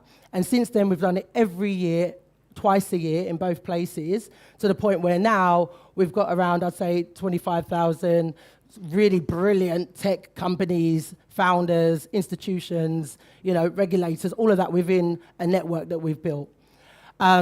And so the irony of that, though, so this is just to give you a bit of an idea of what Tech in Ghana is about. But the irony of all that is I grew up in the complete opposite location to Africa, in a place called the East End, the Isle of Dogs. Any of you that watch EastEnders might be familiar with this picture. So I grew up on the Isle of Dogs, and people know it now as the central business district called Canary Wharf, very fancy. But in the 80s and 90s, you'll know, if you know about the Isle of Dogs, you know what I'm talking about. But don't get me wrong, I liked growing up in a multicultural society. It was very diverse. My household was very UK African. I was the youngest of 6 kids. My parents were very unconventional Ghanaians. And so I really loved it. And now, my friends really laugh about the fact that, Akosia, she's crazy. She could be eating, fufu and light soup 1 second, and the next minute I could be eating, unseasoned pie and mashed potato, and I'm happy. And I'm happy. That's who I am, right? So, I've learned now that I think that unique understanding of Ghanaian and British culture is what has helped me today. And so I embrace it. But the only way I was able to embrace it was by taking that time out during my pain to sit down and think about who I am and what I'm about, and really just center myself. And don't get me wrong, in the 12 years since my mum's died, that was not the only tragedy that I've had to deal with. I kid you not, 5 years to the day, the 14th of June 2017, my first nephew, was playing football right here in Accra, fell ill, went into hospital, didn't come out, right? So he passed away. Literally 3 weeks before that, in 2017, I was 6 months pregnant, I lost my child. And then I lost another 2 children after that, before having my daughter that I have now. And imagine all the things that happen on top of that as well: heartbreak, losing friendships, financial problems, all these things. And just a couple of months back, I buried my dad at that tender age of 86, amazing father, but that's a talk for another day, and that's in with my little daughter there. So my point is, tragedy happens, pain happens, you cannot avoid it in life. But I feel that since I stood in my purpose because of pain, I'm better equipped to deal with pain when it comes along again in life. And I've been a little bit more, I think I'm much more careful about the way I move in terms of what I do. And I think that if people, instead of using pain as something that sort of stops you from moving on in life, if you use it instead as a tool to say, do you know what, this somewhere is happening, for some reason it's happening to me, and somewhere there is a blessing in it, right? I think that you can really use it. It helps you to become a bit more understanding, have a little bit more empathy. So all of these things is just what I wanted to share with you. And I'm not sure if there's anyone in this room who's dealing with a loss of a loved one, dealing with pain in any way. I just wanted to share my story to say, look, if you can, find the pain, turn it into find the silver lining in it, and turn it into a blessing for yourself. Thank you. Wow. Thank you so much, Akosia. Thank you. Okay. We have our final speaker for this summit. He is Musa, and he's going to talk about from IT enthusiast, and this is such an amazing story where He once pitched a bus scheduling and ticketing system to a bus company owner, despite never having used or worked on a large system before. And today, his bus scheduling and ticketing system is a market standard, which is used by 80% of bus operators in Rwanda. Their POS application survived printing 1,000 tickets a day. It's proving its reliability under pressure. And he's going to talk to us about lessons he has learned building the nation's bus ticketing system. It's a commendable story, and let's put our hands together and welcome Musa. You got your clicker with you, Musa? Excellent. Hello, everyone. Muraho, this is how we say hello in my country, but I'm here today. So, have you ever found yourself in a situation where the only thing on your mind is, how did I get myself here? This is a question that echoed through my mind more than once on this incredible journey. Imagine standing in front of the Secretary of Commerce in Germany, or making a presentation to 26 head of state in Tunisia, or even discussing public transport technologies with this country's vice president. These were a surreal moment for me, a small town kid from Gisenyi, Rwanda, with no family history in tech or business. But today, I want to share with you the story of how I went from a humble background to facing this remarkable situation. It's a story of unforeseen opportunities, daunting challenges, and unwavering resilience. So, picture this.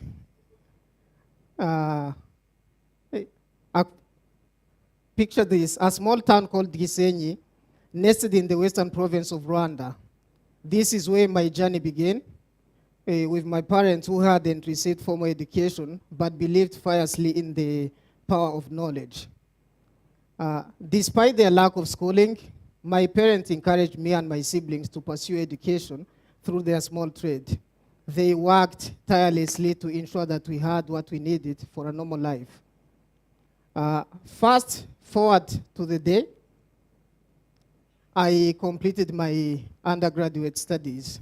This felt like a distant dream in the landscape of my upbringing. But little did I know, it was just going to be the beginning of an extraordinary adventure. In 2012, a high school friend of mine introduced me to Mr. Evode. So, Mr. Evode is a prominent owner of a bus company in Rwanda, but little did I know that this introduction was going to change the course of my life. Now, Mr. Evode, hearing that I was an IT guru, this is a title I have to grow into, but my friend had to introduce me somehow. He simply said, I want you to develop a corporate website for me and my company. This is something I had been doing before, so I dove in head first. He was happy quite with what we did, and soon after, he pointed out to the manual ticketing system in his offices. They used to write the ticket on paper, and he said, I want you to develop a bus ticketing and scheduling system for us and replace this one. Here I was faced with a challenge I had never encountered before. But despite my lack of experience with large systems, I saw this as a once-in-a-lifetime opportunity. I knew very well that where I come from, opportunities like this were rare. So without hesitation, I said, yes, Mr. Evode, we will definitely do this. Armed with determination, only determination and sheer will, we went to Alibaba and acquired a POS device. This is 2012. And I had to go to K-Lab. It's an incubation we used to belong to, and enlist two of the colleagues who shared the same vision. So together we set out to turn this ambitious idea into a reality. Our first prototype was ready by January 2013. However, when we went to the market, we discovered that the POS we had acquired from Alibaba, a cheap device, couldn't handle the demands of real-world usage. So it was a setback. But we were very, very much determined. For the next 7 months, we went on a journey to develop a durable POS solution. We raised capitals, we scored the market, and poured countless hours into programming. So this is me and my friend back when, this is literally at midnight when we are testing the solution. You can see the POS in my hands. So finally we had, in August, a resilient solution that was in place. To us, it was a moment of triumph, knowing that we had overcome and seemingly insurmountable obstacles. This is actually the solution. Now we are testing it with the client on the ground. Mr. Evo's unwavering belief in our ability was pivotal. He took a chance on us even when our early attempt faced setbacks. It's individuals like him, really, who shaped the landscape for young entrepreneurs. Looking back again, I realized that there are countless people like Mr. Evo willing to take a leap of faith in the face of uncertainties. So they are the true heroes behind many success stories we get to hear. Then toward the end of 2014, I faced the loss of my mother, and this left a huge void in my heart. It seemed something I will never get over with. But with the grief, I had to navigate the demands of clients and the responsibilities of running a startup business. Like all entrepreneurs know, you cannot just shut down the business. So this was a delicate balancing act between personal loss and professional obligations. This experience taught me the human side of entrepreneurship. It reminded me that behind every business decision, there are real people with real emotions and challenges. The years that followed were not without their trials. I decided to go and acquire more knowledge. I went to pursue my master's degree in Japan. Then I left the company in the hands of, in the capable hands of my colleagues. Then when I returned from Japan, I again faced another loss of my father this time. So, and for some reasons, my colleagues who we were together in the company decided that they were going to go into other ventures, so they left. It was a period of uncertainty and upheaval. So to keep the business afloat, I had to buy back the stakes and address client dissatisfaction. It was more of a period of reinvention and resilience. Looking back again, in 2017, one of the leading ITS companies, Rwanda, considered acquiring our company. I took this as a validation of our work and dedication to innovation. While the acquisition didn't get through, we maintained a positive relationship with this particular company. And this relationship later on became the foundation for a successful partnership. And this partnership propelled us, by the time I returned, from just having a few remaining clients to nearly dominating the market by the end of 2022. So it was a period of transformation, collaboration, and success. This is how I looked at it. Then, this is the partnership we had. In 2000, this is me and my partner companies. So in 2020, again, we know the world faced a seismic shift with the COVID-19 pandemic. Major activities came to a halt, including the public transport. But when the operation resumed, the government decided to use our system data for fare and fuel incentives. This was a recognition of the value of our technology in navigating challenging times. Now, looking back on this journey, it is outstanding how something born out of necessity became an industry standard. What started as a challenge from Mr. Evot to me became an integral part of the public transport sector in Rwanda. By that time, it was already beyond me and my capacity. I am immensely grateful for people like Mr. Evod, who took a chance on young entrepreneurs with big dreams. Being an entrepreneur is not just about the successes. It's about the unexpected turns, the trial, and the ultimate triumph. It's about learning how to navigate the stormy seas while holding onto your vision. So the next time you find yourself in a moment thinking, how did I get here? Remember, it might just be the start of an incredible journey. Embrace the challenges, cherish the victories, and never, ever, ever underestimate the power of resilience. Thank you very much. Thank you. Thank you, Musa. That was quite inspiring. I do wish to let everyone know that all the talks from yesterday and today in about 3 weeks' time will be available on Apple, Spotify, and Google Podcasts. They will be also there on YouTube. And if you're interested in listening to founders from other markets, other countries, all of those that have spoken on this stage over the last nearly 2 years are there on all these channels. So you have to only look for the Founders Speak podcast or the Founders Speak on YouTube. I do wish to thank you. I hope the day has been insightful.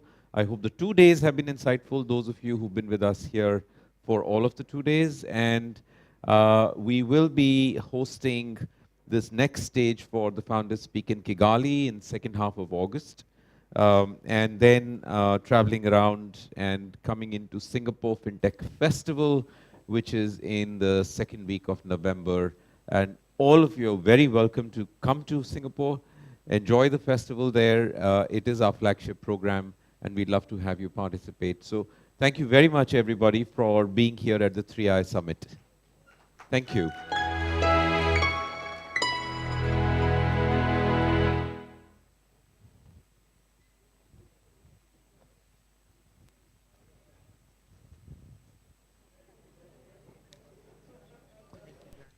Oh, you're most welcome. Thank you very much, Andrew.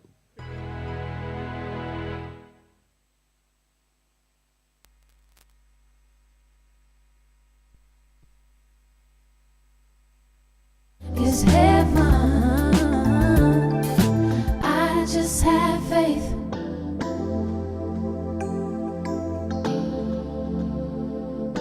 Know that you're by my side. I just have faith. It's true, your love is heaven.